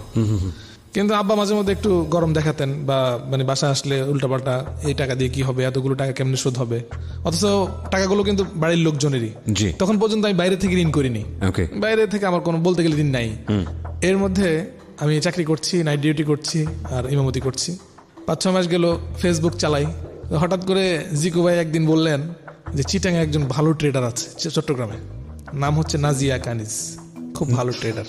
ট্রেডার বলতে মানে ফরেক্স খুব ভালো করে। ওকে, ফরেক্সে যারা ইয়ে করে তাদেরকে ট্রেডার বলে। জি, ট্রেডার করে, ট্রেডিং যারা করে আর কি। তো এমনিতে ফেসবুকে চ্যাট হয় টুকটাক, আপা কেমন আছেন, শুনলাম আপনি খুব ভালো ট্রেডার, চিটাং আপনার খুব নাম কাম। বললো ভাই আমি অত বড় আর কি, ফোন নাম্বার দিল, কথাবার্তা হলো। ওনার একটা মেয়ে আছে, স্বামী নেই, তো কথাবার্তা চলতেছে। এর মধ্যে বললো হোসেন ভাই আপনি তো অনেক টাকা লস করেছেন, আপনি আমার কাছে চলে আসেন, আমি নাজিয়া বলল, হ্যাঁ আমি এমন ট্রেড করবো যে আপনার টাকা দেখবেন 4-5 মাসের মধ্যে 20 লাখ টাকা উঠে গেছে। তো কি করতে হবে, বেশি না, আপনি মাত্র $5,000 নিয়ে আসেন। কত ডলার? $5,000। তো নিয়ার অ্যাবাউট 5 লাখ টাকা। হ্যাঁ 4 লাখ, তখন 4 লাখ ছিল, 80 টাকা রেট। আচ্ছা, তাই আমি বললাম আপা আমি তো লস করে ফেলেছি অনেক টাকা, ফরেক্স থেকে তখনও বেশি লস হয় না ভাইয়া, কিন্তু আমি যখন বারবার লস করছিলাম এই জন্য আমি ফরেক্সটা ছেড়ে দিয়ে চলে আসি, যেখানে লস হচ্ছে। জি, তো এমনি ফেসবুক চ্যাট হতে হতে এক সময় আমি একটু ওনার প্রতি আকর্ষণ বোধ করলাম, যে এনে এত ভালো করে বলছে, আর 2-1 জনের কাছে খবর নিলাম, বললো যে না খারাপ না, মানে আকর্ষণটা কি উনি যে অফারটা দিচ্ছে সেটার প্রতি, নাকি হ্যাঁ উনি অনেক ভালো মানুষের প্রতি? আমি যদি 3-4 মাসের মধ্যে টাকাটা তুলে ফেলতে পারি, Okay. দেন আমি একদম ফ্রি, আমার এই টেনশন চাপ থাকবে না। আম্মা যতই সান্ত্বনা দেখ, ফ্যামিলি যতই সান্ত্বনা দেখ, কিন্তু এই চাপটা তো আমার উপর মানে খুব কাজ করছে। জীবনে আমি কারোর কাছ থেকে 1 টাকা নিইনি। জি, তো তখন এরকম আকর্ষণ বোধ করার মতো বললো যে আপনি $5,000 নিয়ে আসেন, তাহলেই চলবে, আর ল্যাপটপ তো আছে আপনার। বললো হ্যাঁ আছে, ঠিক আছে। এদিকে ফোনে যোগাযোগ হচ্ছে, উনি আমাকে 2-1 দিন পর ফোন দেন, কিন্তু 5 লাখ টাকা জোগাড় করা তো আমার জন্য কঠিন, কারণ আমি আমার ফিল্ডটা অনেকটাই নষ্ট হয়ে গেছে। জি, বাইরে নষ্ট হয় না তখন, আমার বন্ধুদের কাছে ভালো, সবার কাছে ভালো। ওকে, পজ, আমি এখান থেকে ফিরবো। ওকে, প্রিয় শ্রোতা, সারপ্রাইজের কথা বলছিলাম। সারপ্রাইজটি হচ্ছে আমার বই নিয়ে, যে বইটি অলরেডি বাজারে পাওয়া যাচ্ছে, এবং সেই বইয়ে একটা স্পেশাল অফার আমি দিতে চাই সবাইকে। সেটা হচ্ছে এখন থেকে শুরু করে, মানে যেই মুহূর্ত থেকে অ্যানাউন্সমেন্টে যাচ্ছি তখন থেকে শুরু করে আগামী 3 দিন যতগুলো বই আপনারা অনলাইনে অর্ডার করবেন, সেখানে প্রত্যেকটি বইয়ে এই অনুষ্ঠানগুলো নিয়ে বিশেষ কিছু কথা লেখা থাকবে আমার নিজের হাতে, এবং এটা হচ্ছে আপনাদের জন্য একটা স্পেশাল গিফট উইথ মাই অটোগ্রাফস। শুধুমাত্র 300টি বইয়ে এই সুযোগটি থাকছে, অনলি 300 বুকস। বইয়ের প্রাইস একই থাকবে, 200 টাকা। এবং যারা এখন থেকে শুরু করে আগামী 3 দিনের মধ্যে বই অর্ডার দেবেন, তাদের বই কেবলমাত্র এই বিশেষ কথাগুলো লেখা থাকবে আমার পক্ষ থেকে, আমার অটোগ্রাফ সহ, এবং এটা শুধুমাত্র অনলাইনে। ওকে, তবে 300টি বইয়ের জন্য, সুতরাং ঝটপট করতে হবে। যেভাবে আপনি বইটির অর্ডার দিতে পারেন, 2টো ফোন নাম্বার। প্রথমটা হচ্ছে ক্লিক অ্যান্ড ডিলের 09638771771। আমি আবারও বলছি 09638771771। আরও একবার বলছি 09638771771। আরেকটি নাম্বার রয়েছে খুবই সহজ, রকমারি.com-এর 16297। আরও একবার বলি 16297। বইয়ের মূল্য হচ্ছে মাত্র 200 টাকা, সাথে কুরিয়ার চার্জটা লাগবে। এবং বইটি এসছে ঢাকা FM 90.4-এর আরজে কিবরিয়ার জীবন গল্প এবং সিক্রেটস। শুধুমাত্র এখন থেকে শুরু করে আগামী 3 দিন যারা বইয়ের অর্ডার দেবেন, তাদের প্রত্যেকটি বইয়ে আমার বিশেষ কিছু কথা আপনাদের জন্য লেখা থাকবে। এটা হচ্ছে স্পেশাল অফার উইথ মাই অটোগ্রাফস। ওকে, হ্যাঁ, যেখানটায় ছিলাম আমরা। তারপর তখন এই নারায়ণগঞ্জে আমার এক ভাই ছিলেন শাহিন, উনি ভালো ব্যবসায়ী। আর আমি আমার বন্ধুদেরকে নিয়ে, আমরা যারা 2010-11 সালে মাদ্রাসা থেকে একসাথে বিদায় হয়েছি, 485 জন, এর মধ্যে থেকে প্রায় 100 জনকে নিয়ে আমরা একটা ফ্রেন্ড সোসাইটি করেছিলাম, বন্ধু মহল সোসাইটি। জি, আমরা মাসে 1000 টাকা করে জমা রাখবো। এই সংগঠনটা আমি করেছি, ওখানেও শাহিন ভাই ছিলেন। নারায়ণগঞ্জের শাহিন ভাইয়ের কাছ থেকে আমি বললাম ভাই এমন একটা ভালো ব্যবসা আছে, আপনি পার মান্থ এই 10,000-12,000 টাকা করে পাবেন। এটা কিন্তু অবৈধ কাজ করলাম, এটা শরিয়া অনুযায়ী নিষিদ্ধ। জি, তো বললো হোসেন ভাই আপনার সাথে তো আমার অনেক বছরের সম্পর্ক, আর আপনার লেনদেন কখনো খারাপ পাইনি। আর এর মধ্যে আমাদের বন্ধুমহল যে সোসাইটি ছিল এটার থেকে ওনাকে আমরা 2 লাখ টাকা লোন দিয়েছিলাম ব্যবসার জন্য। জি। উনি এটা ঠিক মতো ফেরত দিয়েছে, আমরাও লেনদেন করছি। তো উনি আমাকে 5 লাখ টাকা দিল। 5 লাখ টাকা দেওয়ার পর এখানে নাজিয়া আপা বললেন যে আপনি বসুন্ধরা সিটিতে যান। বসুন্ধরা সিটিতে জালাল ভাই এবং জসিম ভাই 2 জন লোক আছেন, ওনারা এসিএম গোল্ড নামে একটা ব্রোকার, যেটা সাউথ আফ্রিকান। জি।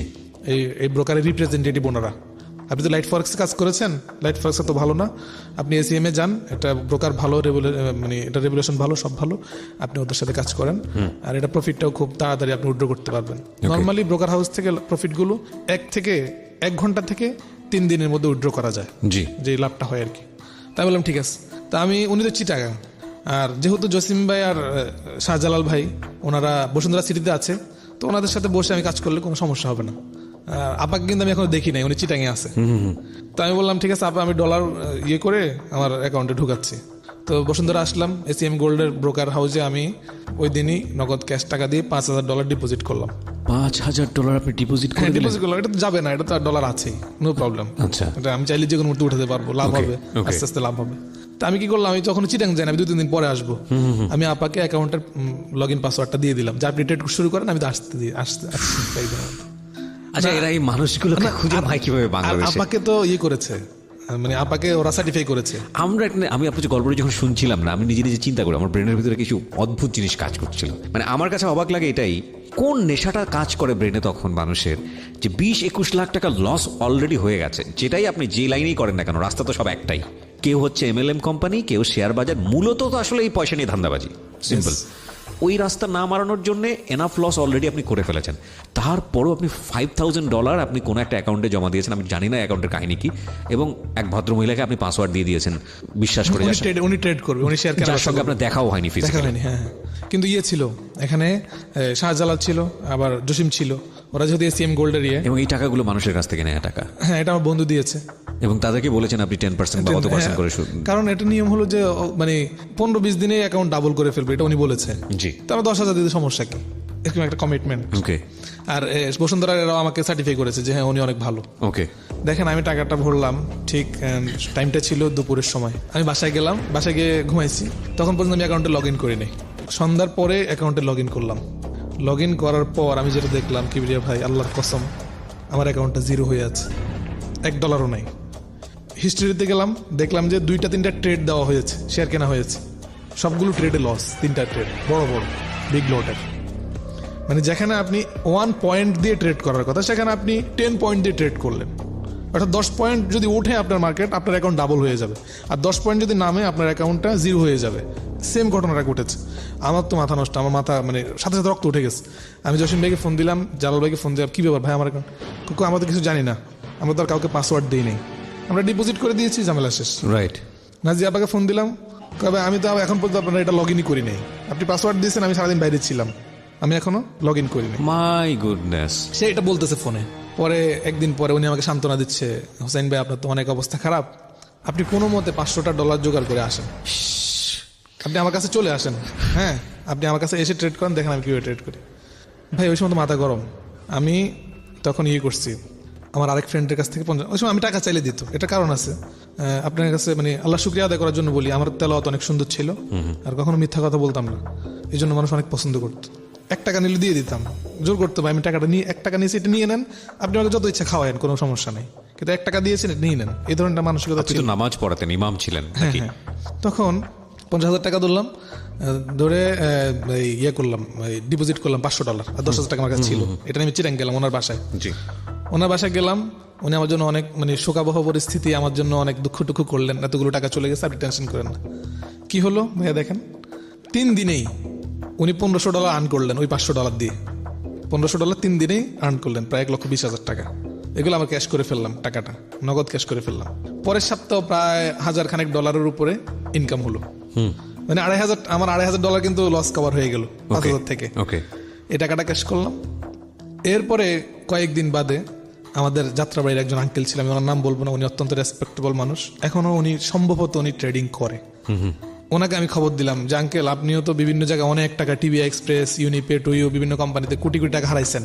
ওনার একটা ইটের ভাটা আছে, যার কারণে উনি টাকা অনেক এই লাইনে উড়ায়। হ্যাঁ, অনেক টাকা ইনকাম করার যদি জন্য। পাওয়া যায়, যদি আমি যেটা বুঝতে পারছি যে আপনাদের গল্পটা শুনে যে নেশাটা হচ্ছে এরকম, যদি পাওয়া যায়, যদি পাওয়া যায়, হ্যাঁ, হ্যাঁ। যদি পাওয়া যায়, কেউ তো অনেকেই তো পাচ্ছে। পাচ্ছে। তো উনি 1 কোটি টাকার উপরে MLM কোম্পানিতে লস করেছে। তারপর শুনেন, তো ওনাকে আমি বললাম যে আপনি ইয়ে করেন। ওনার একটা ছোট গল্প বলি। জি। উনি যখন প্রথম ডিপোজিট করে, প্রথম দিন উনি $10,000 ডিপোজিট করেছে। $10,000 আচ্ছা, ডিপোজিট করে, তা আমি ওনার ডলারটা ডিপোজিট করে দিয়েছি, সাথে ছিলাম, উনি আমার ক্লায়েন্ট। ডিপোজিট করার পরে উনি বিকালে ডিপোজিট করলাম, উনি রাতে 10টা আমাকে ফোন দিছে। আমাকে উনি ভাতিজা বলছে ভাতিজা ঘটনা তো ঘটে গেছে। কি হয়েছে? আমার অ্যাকাউন্টে এখন $18,000। আমি বললাম আপনি $18,000 পুরোটাই উঠাই কালকে একটা পার্টি দেন, তারপর যা করার করবেন। সকালবেলা ফোন করছে, ভাতিজা আমার অ্যাকাউন্টে 0 হয়ে গেছে। আপনি হাসছেন, সে কারণে আমারও হাসি আসছে। বাট এটা যারা চিন্তা করবে, মানে কি উনি $18,000 পরে উনি কি করেন, আবার ইনভেস্ট করেছেন। আমার সাথে কথা বলবো, আমি কিন্তু ওনাকে বলছি এটা উইথড্র দিয়ে ফেলেন। হ্যাঁ। উইথড্র দিয়ে 10 মিনিট লাগবে, উইথড্র দেন, কাজ শেষ, আপনি পরে আবার ডিপোজিট করেন কয়েকদিন পরে। হ্যাঁ। উনি 18,000-কে 36,000 বানাইতে গেছে। কেন 3 ঘন্টায় তো ওনার 18,000 হয়েছে, সমস্যা কি?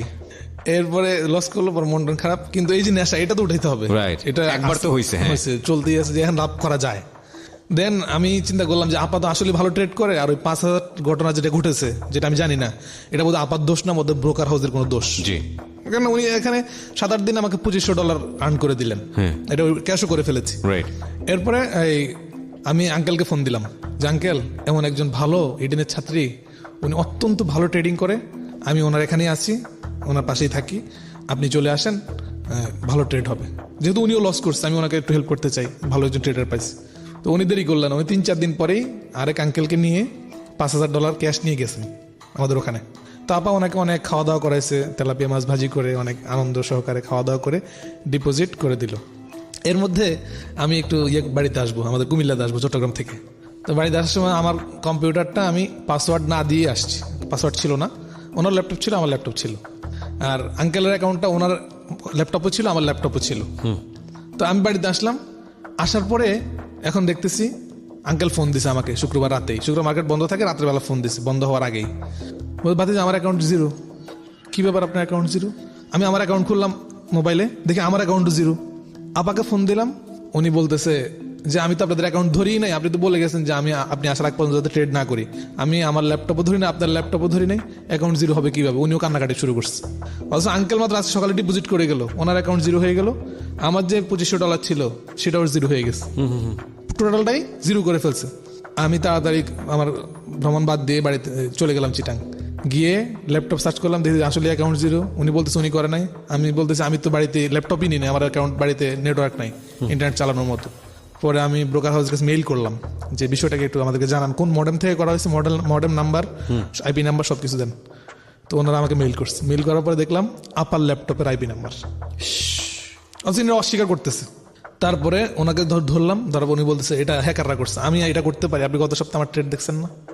তখন আমি চিটাঙে বিভিন্ন জায়গায় যাদের সাথে পরিচয় ছিল মিথ্যা বলেছে, ডাহা মিথ্যা কথা বলেছে। সবাই আইপি বলতেছে- নাম্বার তো কোনোভাবে রং হতে পারে না। হ্যাঁ, সবাই বলতেছে আপনি এই মহিলার সাথে ট্রেড করতে আসছেন, এই তো আমাদের কোটি কোটি টাকা হাতায় নিছে, এই তো আমাদের কোটি কোটি টাকা, আপনি এই মহিলার সাথে কেন আসছেন? তেলাপিয়া মাছ ভাজি খাওয়ায়। হ্যাঁ, কোথায় থাকে? এটা তো খোঁজ দেন, আমরা এগিয়ে পিটাবো। এরপর খুঁজলাম, এরপরে আপনি অনলাইনে খুঁজলে পাবেন ওনার নামে অনেকগুলো এরকম অভিযোগ আছে, উনি মানুষের এরকম কোটি কোটি ডলার হাতায় নিস। পরে একটা দুর্ঘটনাও ঘটছে, যেটা শুনেছি যে গত বছর ওনার একটা ছোট্ট মেয়ে ছিল, একটাই মেয়ে, জি। এই মেয়েটা মারা গেছে, হঠাৎ করে মাথায় পেইন উঠছে, মারা গেছে।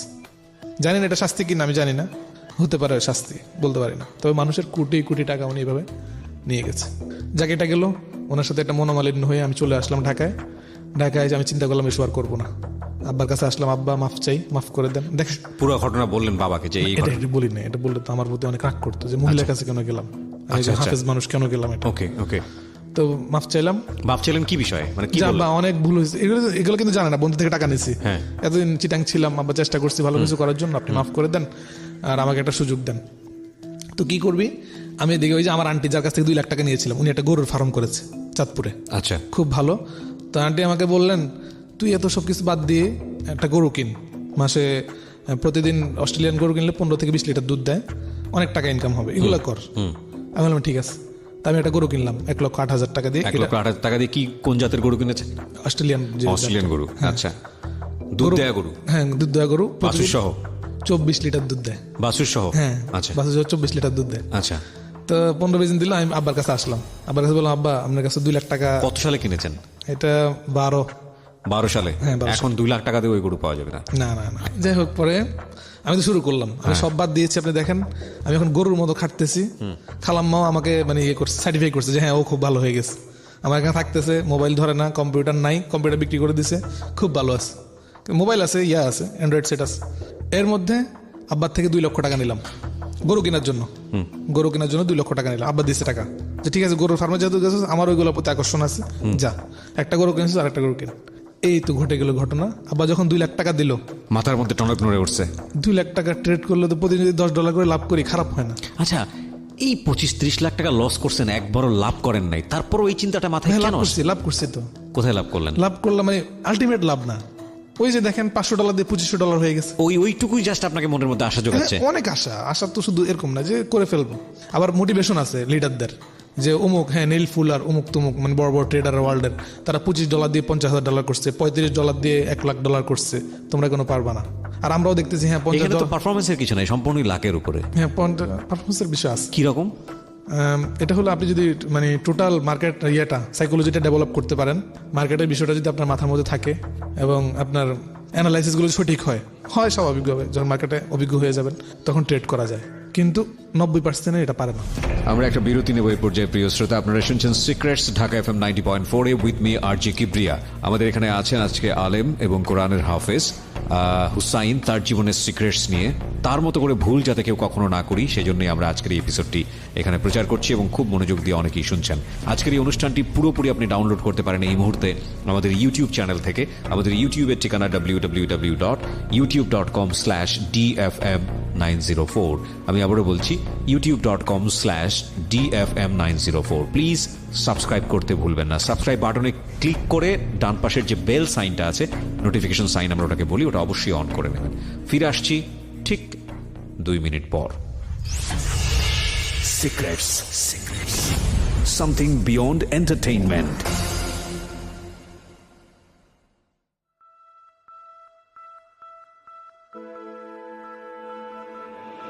Love. Hate. Challenge. Motivation. Lies. Truth. Impossible. Virtue. Morality. Something beyond entertainment. Welcome to my stage of reality. Stay tuned. Sunday and Wednesday with me RJ Kibriya, only on Dhaka FM 90.4.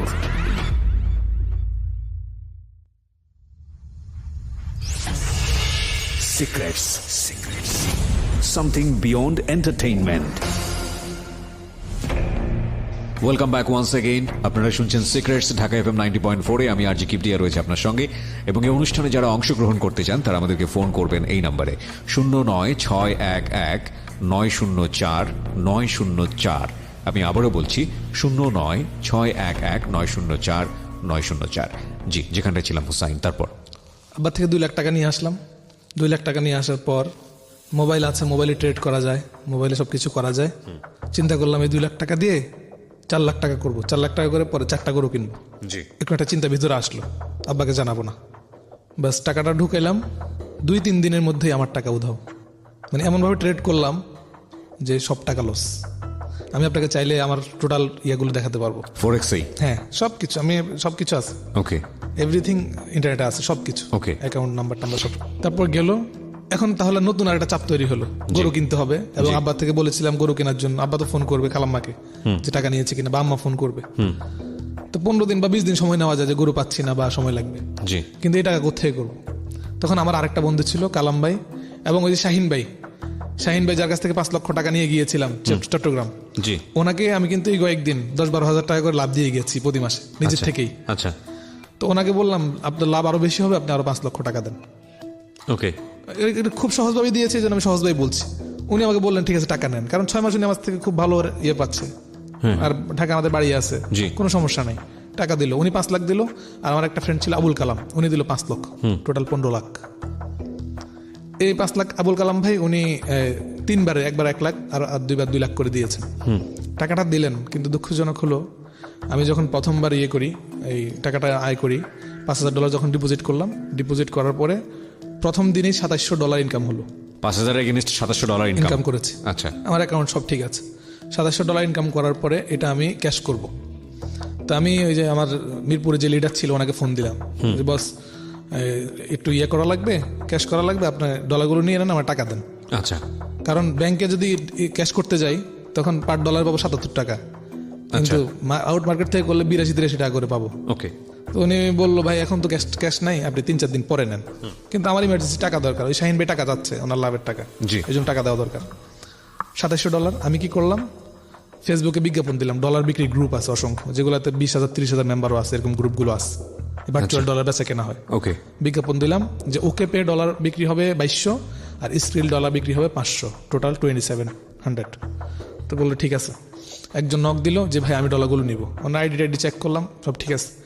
তা উনি phone দিল, বললো ভাই আমি তো মানিকগঞ্জ আছি, আমি আমার ভাইকে পাঠাচ্ছি, আপনি ওর সাথে লেনদেন করেন। আমি বললাম ঠিক আছে, আপনি মিরপুর আসেন। আমি মিরপুর আসছি, মিরপুর অফিস করতে আসতাম। তো ওনার ভাইকে পাঠাইছে, ওনার ভাই ঢাকা ইউনিভার্সিটিতে পড়ে। তো আমি বললাম আপনার ভাই যেই জন্য পাঠাইছে সব কিছু বিস্তারিত জানেন তো ডলার বিষয়টা? হ্যাঁ জানি। তো আমি ওনাকে ফোন দিলাম, বললাম ভাই টাকা পাঠান, আপনার ভাই আসছে, আমি ডলার দিয়ে দিচ্ছি। ভাই আমি তো লাইনে আছি আর ওরও সময় নাই, আমি ব্যাংকে লাইনে দাঁড়ায় আছি, আপনি দিয়ে দেন ডলারটা, আমার অ্যাকাউন্টে দিয়ে দেন, ডলারটা ইমার্জেন্সি লাগবে, আর আমি টাকা না দেওয়া পর্যন্ত আপনি আমার ভাইকে আপনার কাছে রাখেন, কোনো সমস্যা নেই। আমি বললাম কোনো সমস্যা নেই, ঠিক আছে, ওকে। তো ডলার আমি দিয়ে দিলাম, ওর ভাই তো আছে, ও বলছে ওর আপন ভাই। তা আমি ডলার ওই ছেলের অ্যাকাউন্টে ট্রান্সফার করে দিচ্ছি, ট্রান্সফার করে ফোন দিয়েছি যে ভাই ডলার ট্রান্সফার হয়ে গেছে, আপনি দেখেন। ফোন বন্ধ সাথে সাথে। তা আমি ওই ছেলেকে জিজ্ঞেস করলাম কি ব্যাপার, তোমার ভাইয়ের ফোন বন্ধ? এখন তারও মুখটু কালো হয়ে গেছে, এখন সে কান্নাকাটি শুরু করছে, ভাই এ তো আমার আসল ভাই না, হ্যাঁ আমি ওনার কাছে অনলাইনে একটু ফ্রিল্যান্সিং শিখতেছি, ওনার সাথে আমি কোনোদিন দেখাও হয় নাই। তাই বললাম তুমি এতক্ষণ বললা সব তোমার পরিচিত, তোমার খালতো ভাই, তোমার আপন ভাই, এসে অনেক কিছু বললা, আর এখন বলতেছে তোমার মানে তোমার সাথে পরিচয় হয় নাই, এই সেই কারাঙ্গাল। তারপরে এখানকার আমাদের অফিসে লোকজন ডাকলাম, আরো কিছু ভাই ছিল ক্ষমতাবান, ওদেরকে ডাকলাম। ডাকার পরে ওরা একটু অনেক কড়াকড়ি কথা বলা হলো। এখন দেখলাম ওর যে আত্মীয় স্বজন আছে তারা আমাদের চেয়ে বেশি ক্ষমতাবান। তো ওরা যে ছেলেটাকে বান্ধা হয়েছে ওর লোকজন আরো বেশি ক্ষমতাবান। পরে আমাকে বললো কিসের তোমরা এসব ব্যবসা করো, হ্যাঁ কেন এগুলোতে জড়াইছো, সবকিছু উল্টাপাল্টা করে আমাকে 30,000 টাকা দিয়ে বুঝ দিয়ে ছেলেকে ছাড়াই নিয়ে গেছে। কিছু করার ছিল না আমাদের। ওকে, মানে আপনার ডলারের পেমেন্ট কত? 30,000 টাকাই তো ছিল না, কত ছিল? $2,700। ও, তার মানে হলো অ্যাবাউট 2 লাখ টাকার উপরে। 2 লাখ টাকার উপরে? জি 2 লাখ টাকার উপরে, 2,30,000 মতো, 26,000 মতো ছিল। ওকে। তো ওরা 30,000 টাকা আমাকে দিয়ে, কিছু করার ছিল না, ক্ষমতাবান, ওখানকার অনেক গার্মেন্টসের মালিক বা এরকম ছিল, চলে গেল। এই টাকাটা লস করলাম। এই টাকাটা লস করার পরে আমার মানসিকতা এত ভেঙে গেছে যে ওই যে আবুল কালাম ভাইয়ের টাকা যেটা আমি ডিপোজিট করেছিলাম ওটাও লস করলাম, শাহিন ভাইয়ের টাকা ওটাও লস করলাম, মানে টোটাল ফিনিশড। এখন আমার লোকজন বাড়িতে আসবে টাকার জন্য, কিন্তু আমার বন্ধুদের সাথে এদিকে 15 লক্ষ টাকা লেনদেন হয়ে গেছে, এবং আব্বার লাস্ট 2 লাখ। টোটাল সব মিলে কত? এই 17 লাখ। হ্যাঁ, 21 লাখের পরে আরো 17 লাখ। 21 লাখটা তো ধামাচাপা দিয়ে ফেলেছেন। ওটা শেষ, ওটা মাফটাপ চেয়ে আব্বা বলছে ঠিক আছে আস্তে আস্তে। 21 লাখ নিজের ঘর থেকেই গেছে? হ্যাঁ, ঘর থেকে গেছে। তারপর হচ্ছে 17 লাখ। এই 17 লাখের মধ্যে হচ্ছে 2 লাখ হচ্ছে আপনার বাবার, আর বাকি 15 লাখ বন্ধুদের। হ্যাঁ, একজনের 10 লাখ, আরেকজনের 15 লাখ গেল। এটা গেল। তখন আমার এক বন্ধু ছিলেন গিয়াসউদ্দিন ভাই, সবাই কিন্তু এটা জানে না, কারণ আমি কিন্তু তখনও লাভ দেওয়া রানিং রেখেছি, 10,000 করে দিচ্ছি, যেমনি পারতেছি দিতেছি। তো গিয়াসউদ্দিন ভাইকে বললাম, উনি আমাকে 3,70,000 টাকা দিল ব্যবসার জন্য। ওকে, পজ, আমি এখান থেকে ফিরবো। ওকে প্রিয় শ্রোতা, সারপ্রাইজের কথা বলছিলাম। সারপ্রাইজটি হচ্ছে আমার বই নিয়ে, যে বইটি অলরেডি বাজারে পাওয়া যাচ্ছে, এবং সেই বইয়ে একটা স্পেশাল অফার আমি দিতে চাই সবাইকে। সেটা হচ্ছে এখন থেকে শুরু করে, মানে যেই মুহূর্ত থেকে অ্যানাউন্সমেন্টে যাচ্ছি তখন থেকে শুরু করে আগামী 3 দিন যতগুলো বই আপনারা অনলাইনে অর্ডার করবেন, সেখানে প্রত্যেকটি বইয়ে এই অনুষ্ঠানগুলো নিয়ে বিশেষ কিছু কথা লেখা থাকবে আমার নিজের হাতে, এবং এটা হচ্ছে আপনাদের জন্য একটা স্পেশাল গিফট উইথ মাই অটোগ্রাফস। শুধুমাত্র 300টি বইয়ে এই সুযোগটি থাকছে, অনলি 300 বুকস। বইয়ের প্রাইস একই থাকবে, 200 টাকা। এবং যারা এখন থেকে শুরু করে আগামী 3 দিনের মধ্যে বই অর্ডার দেবেন, তাদের বই কেবলমাত্র এই বিশেষ কথাগুলো লেখা থাকবে আমার পক্ষ থেকে, আমার অটোগ্রাফ সহ, এবং এটা শুধুমাত্র অনলাইনে। ওকে, তবে 300টি বইয়ের জন্য, সুতরাং ঝটপট করতে হবে। যেভাবে আপনি বইটির অর্ডার দিতে পারেন, 2টো ফোন নাম্বার। প্রথমটা হচ্ছে ক্লিক অ্যান্ড ডিলের 09638 771 771। আমি আবারও বলছি 09638 0963871771। আরও একবার বলছি 09638771771। আরেকটি নাম্বার রয়েছে খুবই সহজ, রকমারি.com-এর 16297। আরও একবার বলি 16297। বইয়ের মূল্য হচ্ছে মাত্র 200 টাকা, সাথে কুরিয়ার চার্জটা লাগবে। এবং বইটি এসছে ঢাকা FM 90.4-এর আরজে কিবরিয়ার জীবন গল্প এবং সিক্রেটস। শুধুমাত্র এখন থেকে শুরু করে আগামী 3 দিন যারা বইয়ের অর্ডার দেবেন তাদের প্রত্যেকটি বইয়ে আমার বিশেষ কিছু কথা আপনাদের জন্য লেখা থাকবে। এটা হচ্ছে স্পেশাল অফার উইথ মাই অটোগ্রাফস। ওকে, হ্যাঁ, যেখানটায় ছিলাম আমরা, তারপর 3,70,000 টাকা দিয়েছে। এই টাকাটাও টোটাল লস। আসলে খুব সহজে বলতেছি, কিন্তু লস করাটা কত ছিল। যখন লস করতাম ভাইয়া, আমি পাগলের মতো হয়ে যেতাম, চুল ছিটতাম। আমার বয়স এখন 28, কিন্তু আমার চুলগুলো সব সাদা হয়ে গেছে। এবং আমি এখন ঠিক মতো সময় দিতে পারি না, আমার বউকে আমি সময় দিতে পারি না। আমি যখন এগুলো করতাম, আমার বউ কাছে আসলে আমি খুব রাগ করতাম। মানে সে আমার সাথে অনেক কথা বলতে চাইতো, কথা বলতাম না। ফোনে কথা বলতে চাইতো, কথা বলতাম না। মানে দুনিয়ার সব কিছুকে খারাপ মনে হইতো, শুধু মনে হইতো যে ফরেক্সে আমার লাইফ, ফরেক্স আমার রক্ত, ব্লাড, সব কিছু। অন্য কিছু আর এখানে ভালো লাগে না। মনে হয় যে ওরা আসলে আমার ট্রেডিংটা খারাপ হবে, এরকম ডিস্টার্ব করতেছে। হ্যাঁ, ডিস্টার্ব করতেছে, মারাত্মক ডিস্টার্ব করতেছে। আবার এমনি আমি যখন মার্কেট থেকে বের হচ্ছি তখন খুব ভালো, আমাকে সব অনার করতেছে, অ্যাজ এ ইমাম খুব সম্মান করতেছে। তখন আমার আর বাঁচার কোনো জায়গা না। আমি কি করব? ফেসবুকে একটা ভাই ছিলেন বগুড়ার, মনোহর ভাই, অত্যন্ত ভালো মানুষ, আপনাদের বাড়ির মানুষ, খুবই ভালো মানুষ, বেচারা অত্যন্ত ভালো মানুষ। আমাকে উনি ইনভাইট করলেন যে মিজান, আপনি যেহেতু বিপদে আছেন, হুসাইন ভাই আপনি যেহেতু বিপদে আছেন, আপনি বগুড়া চলে আসেন, আমার মাদ্রাসায় চাকরি করবেন, আর আস্তে আস্তে আপনার ডেভেলপ হবে। আমি বগুড়া গেলাম। এদিকে বাড়িতে আমাকে খোঁজাখুঁজি শুরু। আমি তো না বলে চলে গেছি, নাম্বার সব বন্ধ, কারণ এই ছাড়া তো কোনো পথ নেই। বাসায় আমাকে জায়গা দেবে না। আব্বা তো আমাকে 2 বার ক্ষমা করেছে, আর কতবার ক্ষমা করবে। বগুড়া চলে গেলাম, চিঠি লিখে গেলাম যে 1 বছরের মধ্যে আপনাদের টোটাল টাকা পরিশোধ করা হবে, আন্তাজি। অযথাই লিখলাম আর কি। এটা লিখে তো আরো বিপদ। 1 মাস পরে বন্ধুরা আসা শুরু করলো টাকার জন্য। বাসায় বিপদ, খুব ঝামেলা। তো বাসাওয়ালা বলতেছে আমাদের সাথে তো কোনো ইয়া নেই, এটা কোনো আমরা জানিও না। কেউ বলতে আপনার ছেলে নিছে, কিন্তু আমার বন্ধুরা আমাকে এত ট্রাস্ট করতো, এটার কোনো কাগজপত্রও নাই, কোনো কাগজপত্র করে নাই। শুধু একজন একটা দলিল করছিল 10 লাখেরটা, বাকিটা কোনো দলিলই করে নাই, শুধু ব্যাংক স্লিপ ছিল।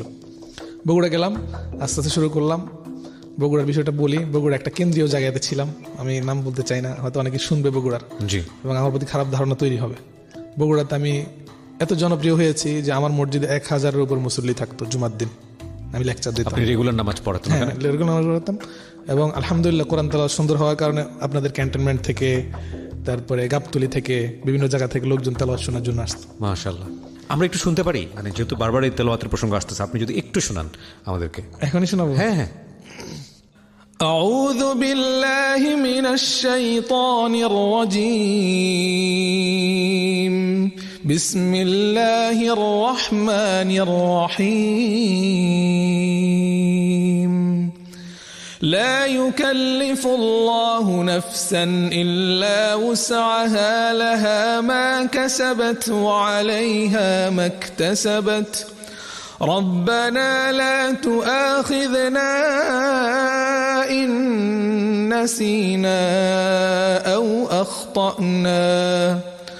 ربنا ولا تحمل علينا إصرا كما حملته على الذين من قبلنا. ربنا ولا تحملنا ما لا طاقة لنا به واعف عنا واغفر لنا وارحمنا أنت مولانا فانصرنا على القوم الكافرين. صدق الله العظيم. মাশাআল্লাহ মাশাআল্লাহ, বিউটিফুল। আলহামদুলিল্লাহ। আপনার এত বড় একটা অর্নামেন্ট আল্লাহ আপনাকে দিছে। আমি বাসায় রেগুলার কোরআন তেলাওয়াত শুনি, আলহামদুলিল্লাহ। আমি নিজে পারি না, মানে অফকোর্স এত ভালো পারি না, কিন্তু শুনি আমি, এবং দেশের বাইরে যারা আছেন তাদের তেলাওয়াত শুনি। It's very international standard. মাশাআল্লাহ।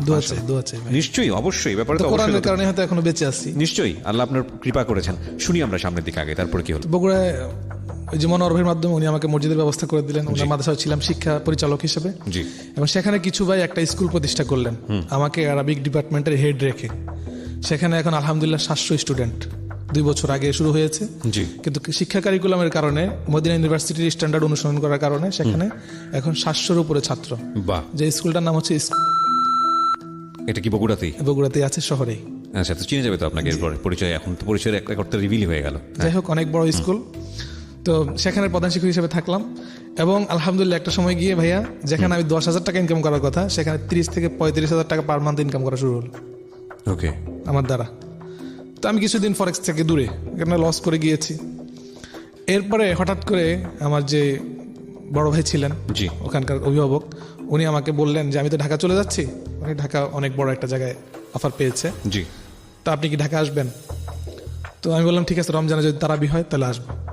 তো রমজান আমার জন্য তারাবি ঠিক করলেন, আসলাম। রমজান তারাবি উপলক্ষে ওনারা আমাকে 80,000 টাকা গিফট দিয়েছে রমজান শেষে, জি, সম্মান করলো। আর এখানে একটা মসজিদের ব্যবস্থা হবে এটা মনে করে আমি বগুড়া ছেড়ে চলে আসলাম। আচ্ছা, আসার পরে ওনার কাছে আছি অনেক দিন, ভালো টাকা পয়সা আছে বেচারার। তো আমি বললাম আমার মাথার মধ্যে এত টাকা চাপ তো আছেই, যত কাজই করি ওই চাপটা কিন্তু আছে, জি, মানে ফরেক্সের একটা নেশা ভিতরে আছেই। জি। তাই আমি বললাম ভাই আপনি যদি এরকম ট্রেডিং আসতে চান, আমাকে সবসময় জিজ্ঞেস করতো লস কীভাবে হয়েছে। তা আমি বলতাম আসলে লস হয়েছে মানে আমি কিছু উল্টাপাল্টা করার কারণে, আর ওই সময় তো বেশি পারতাম না। রমজানে তারাবি পড়ালাম, তারাবি পড়ানোর পরে বগুড়ার গেলাম না, ভাইয়াকে ফরেক্সের ব্যাপারে একটু আগ্রহ দেখালাম। জি। আমি যে লস করেছি এটা বলিনি, এটা গোপন রেখেছি। যিনি আমার এত উপকার করলেন ওনার কাছ থেকে আমি 2 লক্ষ টাকা নিলাম, উনিই দিয়েছেন। জি। যে আপনি এটা দিয়ে ফরেক্স করেন, যেহেতু বলছেন আপনি অনেক ভালো ট্রেডার করেন, আপনি আমার টাকা সময় মতো 6 মাস পরে দিয়ে দিয়েন। জি। আর আরেকজন ভাই ছিলেন বগুড়ার শরীফ ভাই, ওনার কাছ থেকেও প্রায় 1,30,000 টাকা নিলাম একসাথেই। ওনারা জানে, পরস্পর জানে, এই 3,30,000।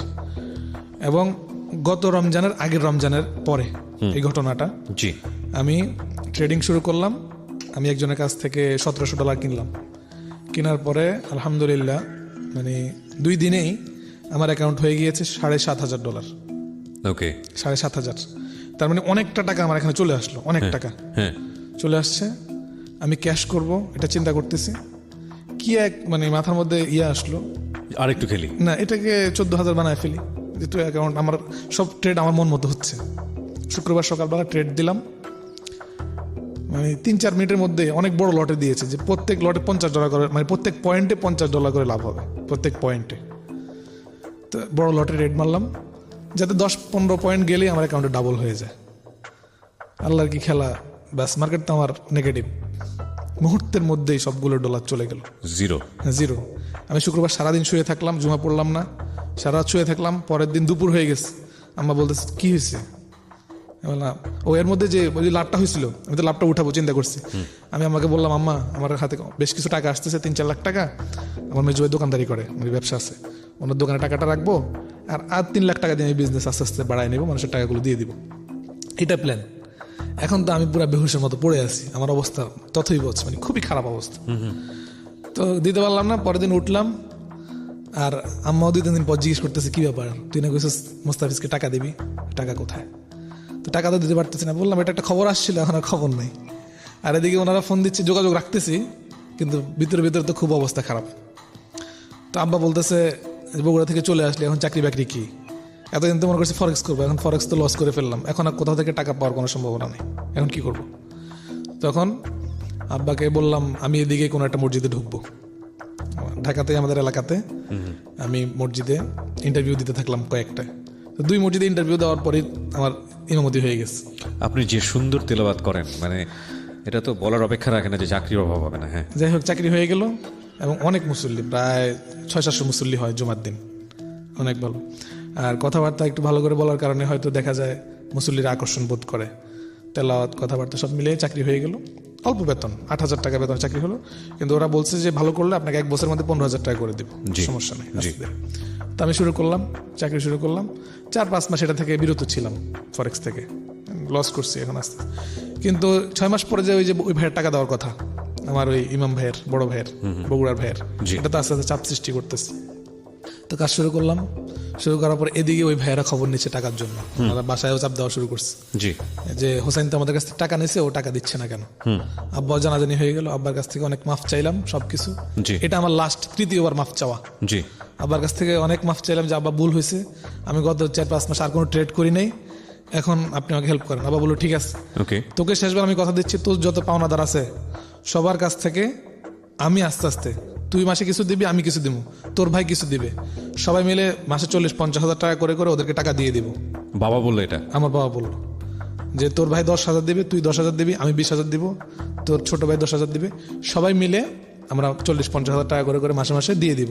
জি এর চেয়ে বেটার অফার কিন্তু আর হতে পারে না রাইট এই অবস্থা, কারণ এত টাকা হারাইছে। রাইট আমার অবস্থা হলো ও, এবং এর মধ্যে আমার আব্বা কাতারের জন্য অভিষেক ঠিক করলেন যে যেহেতু দেশের মধ্যে এত চাপ দিচ্ছে মানুষে, জি। তুই কাতার চলে যা, তোর কণ্ঠ ভালো, কাতার চলে যা, ইমামতি হয়ে যাবে। কাতারে আমাদের বাংলাদেশে হাফেজদের বেতন মিনিমাম 80,000 থেকে 1,20,000 টাকা। আচ্ছা তো আমাকে ভিসাও ঠিক করলো, কিন্তু আমার কোন পাগলামি, আমি বললাম আপনার এখন বিদেশ পাঠিয়ে দেওয়ার 5 লক্ষ টাকা খরচ হবে, আমাকে আর পাঠায়েন না, কারণ এই 5 লাখ টাকা কবে উঠবে কি জানি। আমি জোর করে আর গেলাম না, অথচ আমার ভিসা টিসা সবকিছু ready ছিল। পাসপোর্ট ইমার্জেন্সি করলাম, খুব ইমার্জেন্সি, 12 দিনের মধ্যে পাসপোর্ট করলাম 12,000 টাকা খরচ করে। জি এটা গেল, যাওয়ার পরে কি মনে করে আবার একদিন চিন্তা হইলো, আমার ওখানে একটা ভাই আছে আব্দুল মালিক ভাই, যেখানে ইমামতি করতাম, উনি সিঙ্গাপুর থাকেন, অনেক টাকার মালিক। জি তো উনি আমাকে একদিন বলতেছে হুজুর টাকা পয়সা কোনো সমস্যা হলে আমাকে বলবেন। এই তো আমার মাথার মধ্যে মাথা চাড়া দিয়ে উঠলো, তখন তো আমার স্ত্রী আমার সাথে থাকে। তো আমি বললাম ঠিক আছে, আপনি আমাকে 50,000 টাকা দেন, একটু দরকার আছে। উনি আমাকে 50,000 টাকা দিল। ওকে এরপরে কয়েকদিন পরে ওনার কাছ থেকে কি একটা কারণটা বলতে চাই না, একটা কারণ দেখায়, ওনার থেকে আমি 1.5 লাখ টাকা নিয়ে নিলাম। এটা মিথ্যা কারণ দেখায়, এটা মিথ্যা। আমি আমার লাইফে যা শাস্তি পাচ্ছি সব মিথ্যার, লুকোচুরি করার। জি তো উনি আমাকে 1.5 লাখ, টোটাল 2 লাখ টাকা দিল, কিন্তু এই টাকা লস করলাম। লস করার পরে ভাইয়া এখন তো আর কেউ আমাকে টাকা দিবে না, জি টাকা দেওয়ার কোনো জায়গা নাই। আমি কি করলাম, আমার বন্ধু বান্ধব মুসল্লি যারা ছিল 2,000, 5,000, 3,000, এমনকি 1,000 টাকা ঢুকে আমি ট্রেড শুরু করলাম। $10 দিয়ে ট্রেড করতেছি, $5 দিয়ে ট্রেড করতেছি। শেষ পর্যন্ত টাকা না পায়া ছোট মোবাইল ছিল, ওই মোবাইল বিক্রি করে ট্রেড শুরু করছি। কিতাবপত্র ছিল, ওইগুলো বিক্রি করে ট্রেড শুরু করছি। কিতাবপত্র বিক্রি করে হ্যাঁ, কিছু কিতাব বিক্রি করে দিয়েছি, ভালো দামি দামি কিতাব ছিল। আমি আমার লাস্ট ইয়ারে আমি 1 লক্ষ টাকার কিতাব কিনেছিলাম। পড়ালেখা আলহামদুলিল্লাহ ভালো ছিলাম। এই সব মিলে মানে এরকম একটা নেশার চাপ আপনাকে বুঝাতে পারবো না, কিন্তু বাইরে আমি ভালো, মুসল্লিদের সাথে খুব ভালো আচরণ, হাসি মজাক, কথাবার্তা, বয়ান, আলোচনা, শুক্রবার খুব ভালো বয়ান করছি, সব কিছু ঠিক আছে, কিন্তু আমার ভিতরে আমার ঝড় বয়ে যাচ্ছে, কাউকে কিছু বলতেও পারছি না। আমার স্ত্রীর সাথে আমি কথা বলছি না, বাসায় আছে, কি হয়েছে আপনার, কোনো সমস্যা নেই। 2,000, 5,000 করতে করতে আপনি অ্যাস্টনিশড হয়ে যাবেন, প্রায় 100 মানুষের কাছে আমি ঋণ করে ফেললাম। এগুলা ছোট ছোট 97%, 97 জন। মাই গুডনেস এটা কিন্তু কেউ জানে না। এবং যারা যার থেকে ঋণ করেছি 5,000, 10,000, 15,000, 25,000 যখন ঋণ করেছি আমি বলেছি এটা কাউকে বলবেন না, আমি আপনাকে কয়েকদিন পর দিয়ে দিব। আর দে ট্রাস্ট মি, এত বেশি ট্রাস্ট করে, এরা আমাকে বলেছে হুজুর আপনি যখন খুশি দিয়েন, আপনি কবে দিবেন, মানে এর মধ্যে নিশ্চয়ই আপনার মুসল্লিও ছিল? সব মুসল্লি, সবই মুসল্লি। কোরআনের ভালোবাসায়, আল্লাহ আল্লাহ কসম, কোরআনকে তারা এত ভালোবাসে, আমি আমার কণ্ঠের কথা বলতেছি না, কোরআনকে ভালোবাসার কারণে তারা বলতেছে হুজুর আপনি যখন খুশি দিয়েন। পরে যখন এটা করলাম, শেষ পের একটা মারলাম, একটা ভাই ছিল, ওনার কাছ থেকে 75,000 টাকা নিলাম, বলছে শুক্রবারে দিয়ে দিব, কারণ আমার এমন দিন গেছে $10 দিয়ে আমি $700-800 ইনকাম করে ফেলছি, $10 দিয়ে। তো আমি চিন্তা করছি লাস্ট একটা ট্রাই করি। হ্যাঁ, পরে যখন শুক্রবার আমি টোটাল লস করলাম, আমার লাইফ বরবাদ হয়ে গেল, এখন আর কোনো সুযোগ নাই। শ্রোতা বন্ধুরা যারা শুনছেন আমাকে ক্ষমা করে দিবেন, আমার মুসল্লি যদি কেউ শুনে থাকেন আমাকে ক্ষমা করে দিবেন। আমি যখন আর অপমান রাখার জায়গা পাবো না, কারণ সব ওই শনিবারে বেশ কিছু মানুষকে টাকা দেওয়ার ওয়াদা ছিল আমার মুসল্লিদের মধ্যে, প্রায় 10-12 জনের সাথে 1 লাখ টাকার উপরে। এ টাকা তো কেউ আমাকে দিবে না। আমি শুক্রবারে মসজিদে না গিয়ে বাসা আসলাম, বাসা থেকে ব্যাগ নিয়ে বের হয়ে, আমার যে কাপড় চোপড় ছিল এগুলো নিয়ে বের হয়ে আমি এলাকা থেকে বের হয়ে আমার এক বন্ধুর কাছে গিয়ে আশ্রয় নিলাম। কত সালের ঘটনা এটা? এটা 7 মাস আগে, মাত্র 7 মাস আগের 7 মাস ঘটনা। আগে। আমরা আরেকটা বিরতি নেব প্রিয় শ্রোতা। যেটা শুনছি তা দুর্ধর্ষ, ভয়াবহ। আতঙ্কিত এই জন্যে যে 7 মাস আগে এই লোকটি বের হয়েছে, কিন্তু ডেফিনেটলি শিওর যে এই 7 মাসে কি ঘটেছে আমরা জানি না। যে মানে যখন শুনি তখন নিজেকে চিন্তা করি যে আমি যদি জায়গাটায় থাকতাম তাহলে কি হতো, আমার দম বন্ধ হয়ে আসছে রীতিমতো। কারণ একটা মানুষ টাকা পেলেই তো ওটা মাথার মধ্যে বারবার ঘুরতে থাকে যে কবে এই দেনাটা পরিশোধ করব। সেখানে শত শত মানুষ, এবং উনি যেটা বললো যে সব মুসল্লি যারা কোরআনকে ভালোবাসেন, ওনার তেলাওয়াত আপনারা শুনেছেন, কত চমৎকার তেলাওয়াত করেন উনি। আমি তো ওই একটু তেলাওয়াত শুনে আমি নিজে ওনার ফ্যান হয়ে গেছি। তো এইরকম একটা মানুষ যদি আপনার কাছে হাত পাতে, আপনি দিবেন না তো কি? ওকে, আমরা একটা বিরতি নিচ্ছি, কথা না বাড়িয়ে, মাত্র 2 মিনিটের বিরতি। শেষাংশে ফিরছি একটু পরই। আপনারা শুনছেন সিক্রেটস। আজকে এখানে আছেন হাফেজ এবং তিনি মাওলানা, অত্যন্ত চমৎকার সুকণ্ঠের অধিকারী হুসাইন। তাকে নিয়ে ফিরবো 2 মিনিট পর। Secrets. Something beyond entertainment.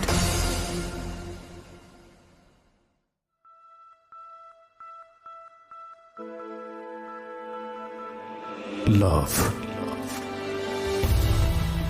Hate. Challenge. Motivation. Lies.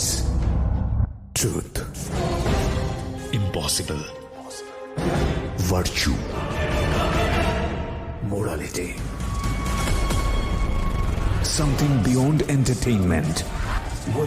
Welcome to my stage of reality. Stay tuned. Sunday and Wednesday with me, RJ Kibriya, only on Dhaka FM 90.4.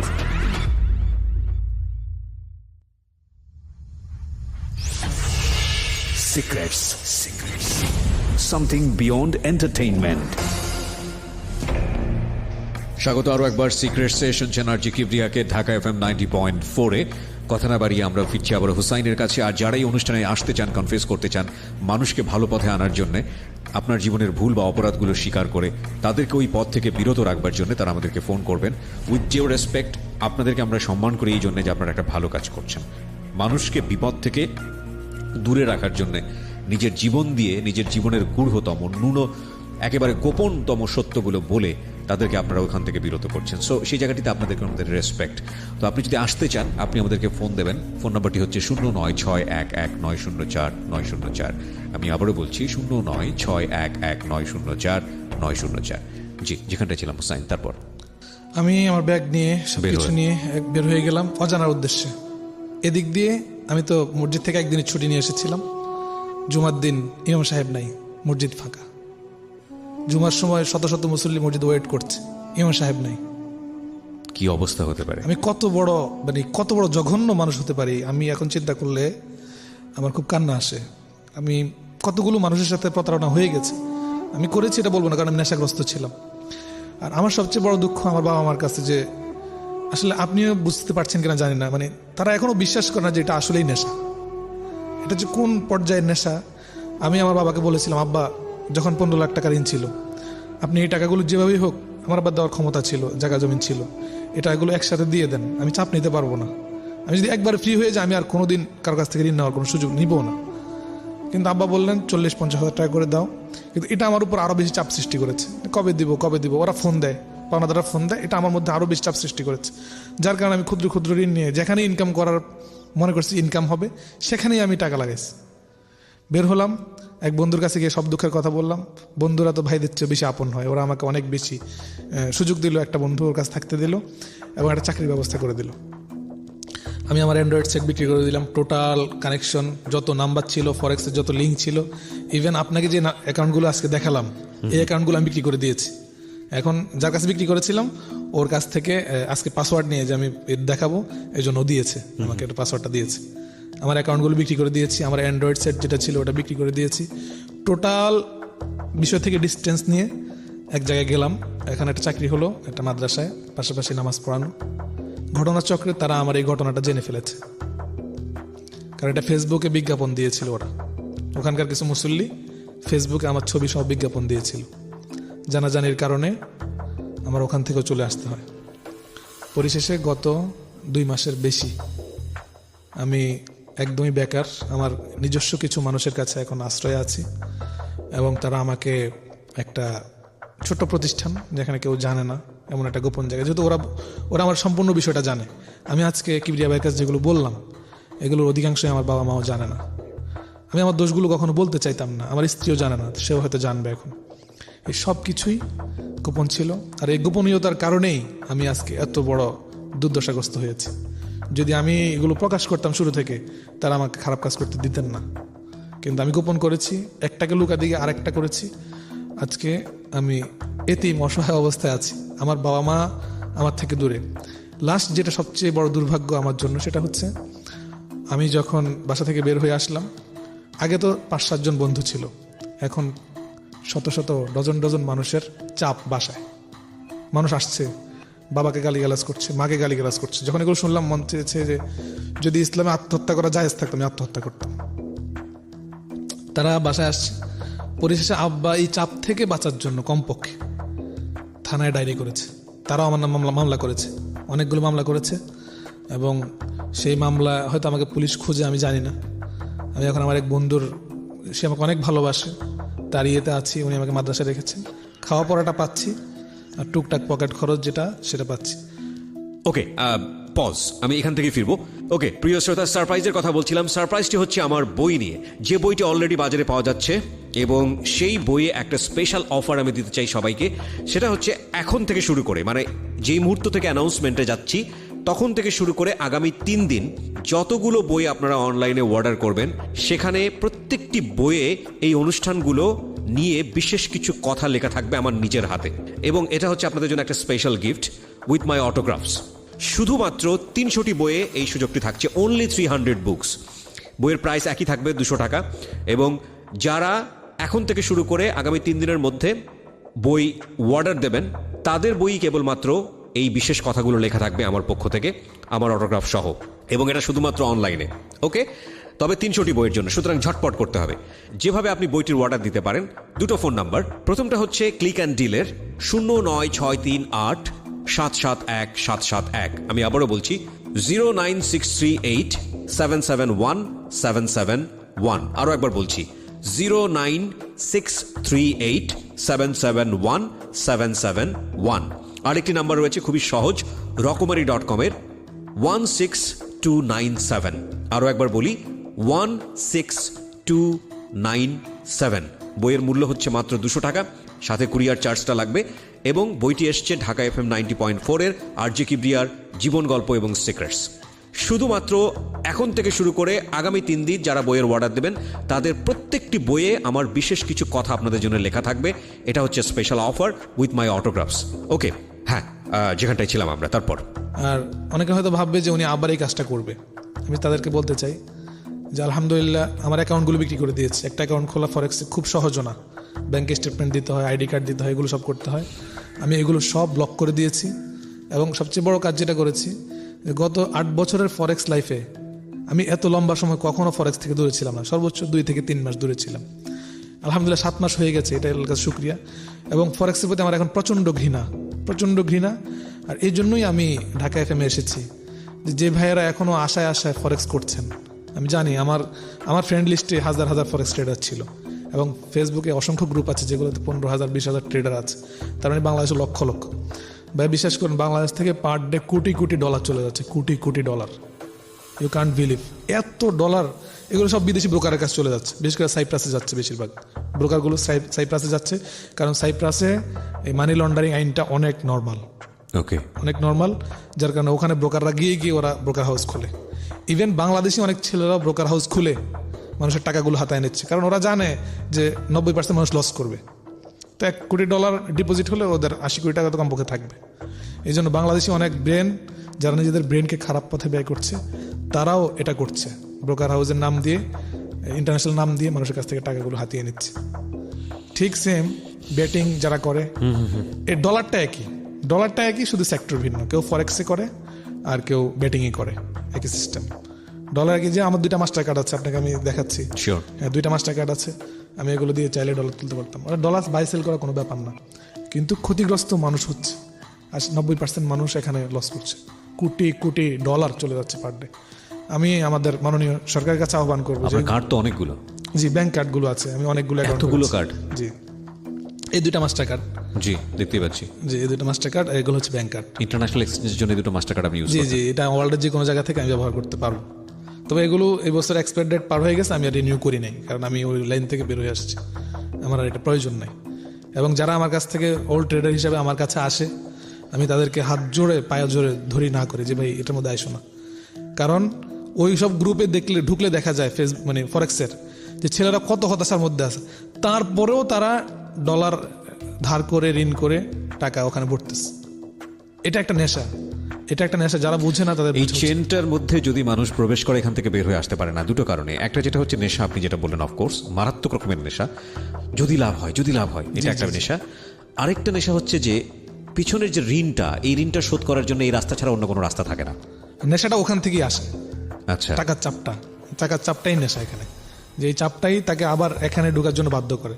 শর্টকাটে এখানে ইনকাম করা যায়, আবার লসও এখানে সব করতেছে। আর এই ক্ষেত্রে আমি ভাইয়াকে, যদি ভবিষ্যতে কেউ আসে হয়তো এই ব্যাপারে আসতে পারে, এই ফরেক্সের পরেই যেটা এখন বেশি চলছে আমাদের দেশে, ক্রিপ্টো কারেন্সি বিজনেস। এটা আমি সতর্ক করতে চাই আমাদের জাতিকে। এটাও নিষিদ্ধ বাংলাদেশ সরকার আইন অনুযায়ী। সেটা হলো আপনারা দেখবেন বিটিসি ফান্ড, অর্থাৎ বিভিন্ন কয়েনের বিজনেস, ডগি কয়েন আছে, পরে আরও বিভিন্ন কয়েন আছে, ওয়ান কয়েন আছে, এগুলোর বিজনেস এখন রমরমা চলছে। এগুলো সরকার অনেক জায়গায় অভিযান চালিয়েছে ধরার জন্য। অনেকে ফরেক্স বাদ দিয়ে এখন এগুলো করছে, কয়েনের বিজনেস, ওয়ান কয়েন, বিটকয়েন আছে, হ্যাঁ, এগুলো দিয়ে কোটি কোটি ডলার কামিয়ে নিচ্ছে অনেকেই। একটা বিষয়ে সতর্ক করতে চাই আপনাদের সবাইকে, একটা পয়সাও না জেনে কোথাও কোনো ইনভেস্ট করবেন না। ইন ডিটেলে আমরা যদি যাই, ইন্টারনেটে যেসব হচ্ছে সেগুলো আপনাকে পথে বসিয়ে দেবে।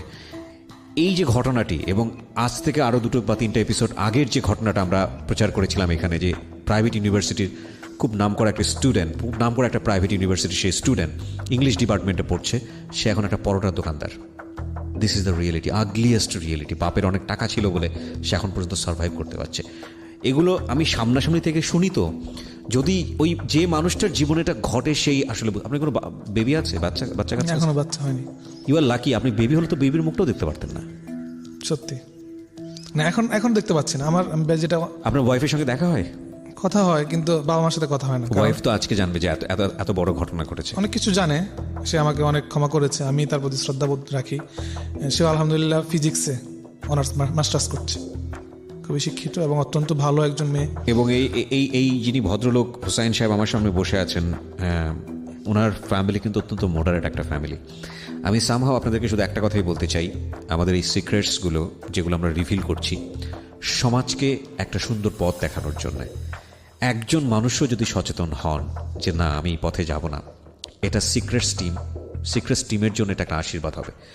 আপনারা প্লিজ না জেনে না বুঝে কষ্টার্জিত অর্থ দয়া করে এমন কোনো জায়গায় খরচ করবেন বা এমন কোনো জায়গায় এসবে আসবেন না যাতে করে আপনাকে পথে বসতে হয়, যাতে করে আপনাকে সুইসাইডের পথ বেছে নিতে হয়। উনি কিন্তু বলেছেন যে আমাদের রিলিজিয়নে নাই, অনেক কিছুই উনি করেছেন, কিন্তু উনি এটা শেষ পর্যন্ত করেননি। আমি তো ভাই, আমার নার্ভাস ব্রেকডাউন হচ্ছিল আপনার গল্প শুনে, যে আপনি রাতের বেলা ঘুমান কিভাবে? মানে ঘুমাতে পারি না তো ভাই, ঘুমাতে পারি না।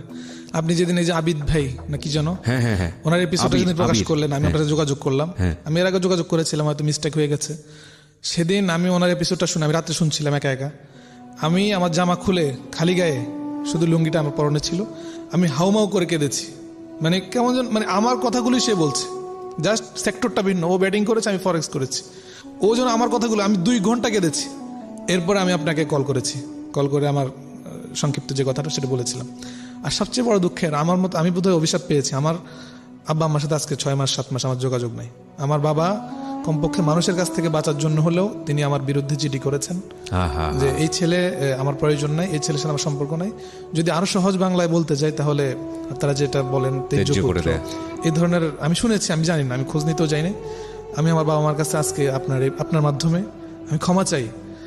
আব্বা আম্মা, দুনিয়াতে আপনাদেরকে আমি অনেক কষ্ট দিয়েছি, কিন্তু পরকালে যাতে আমি কমপক্ষে মাপ পেয়ে যাই, কারণ আমাদের ধর্মে আছে যে পরকালে বাবা মার ইয়া ছাড়া কেউ জান্নাতে যেতে পারবে না।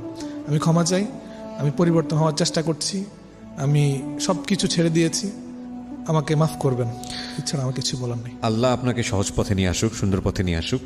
আমার চোখ ভিজে গেছে। ইনফ্যাক্ট আমি মানতে পারছি না যে ওনার মতো একজন আলেম এত সুন্দর করে কোরআন তেলাওয়াত করেন, মাশাআল্লাহ, যে ওনার মতো মানুষও এই জায়গাটায় উনি যেতে পারে, এই পরিমাণ ভিকটিম হতে পারে। প্রিয় শ্রোতা, আমরা যে আলোটা দেখি সে আলোর নিচেই অন্ধকার থাকে। আমরা কাউকে পার্সোনালি হেট করতে চাই না, কাউকে চাই না। আমরা শুধু এই অনুষ্ঠানটা করছি এই কারণে যাতে করে আপনি সুন্দর পথে থাকেন, আপনি ক্ষতিগ্রস্ত না হন।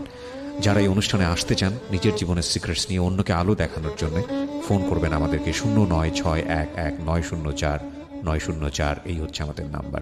ভালো থাকুন সবাই, আজকের মতো শুভরাত্রি। Secrets.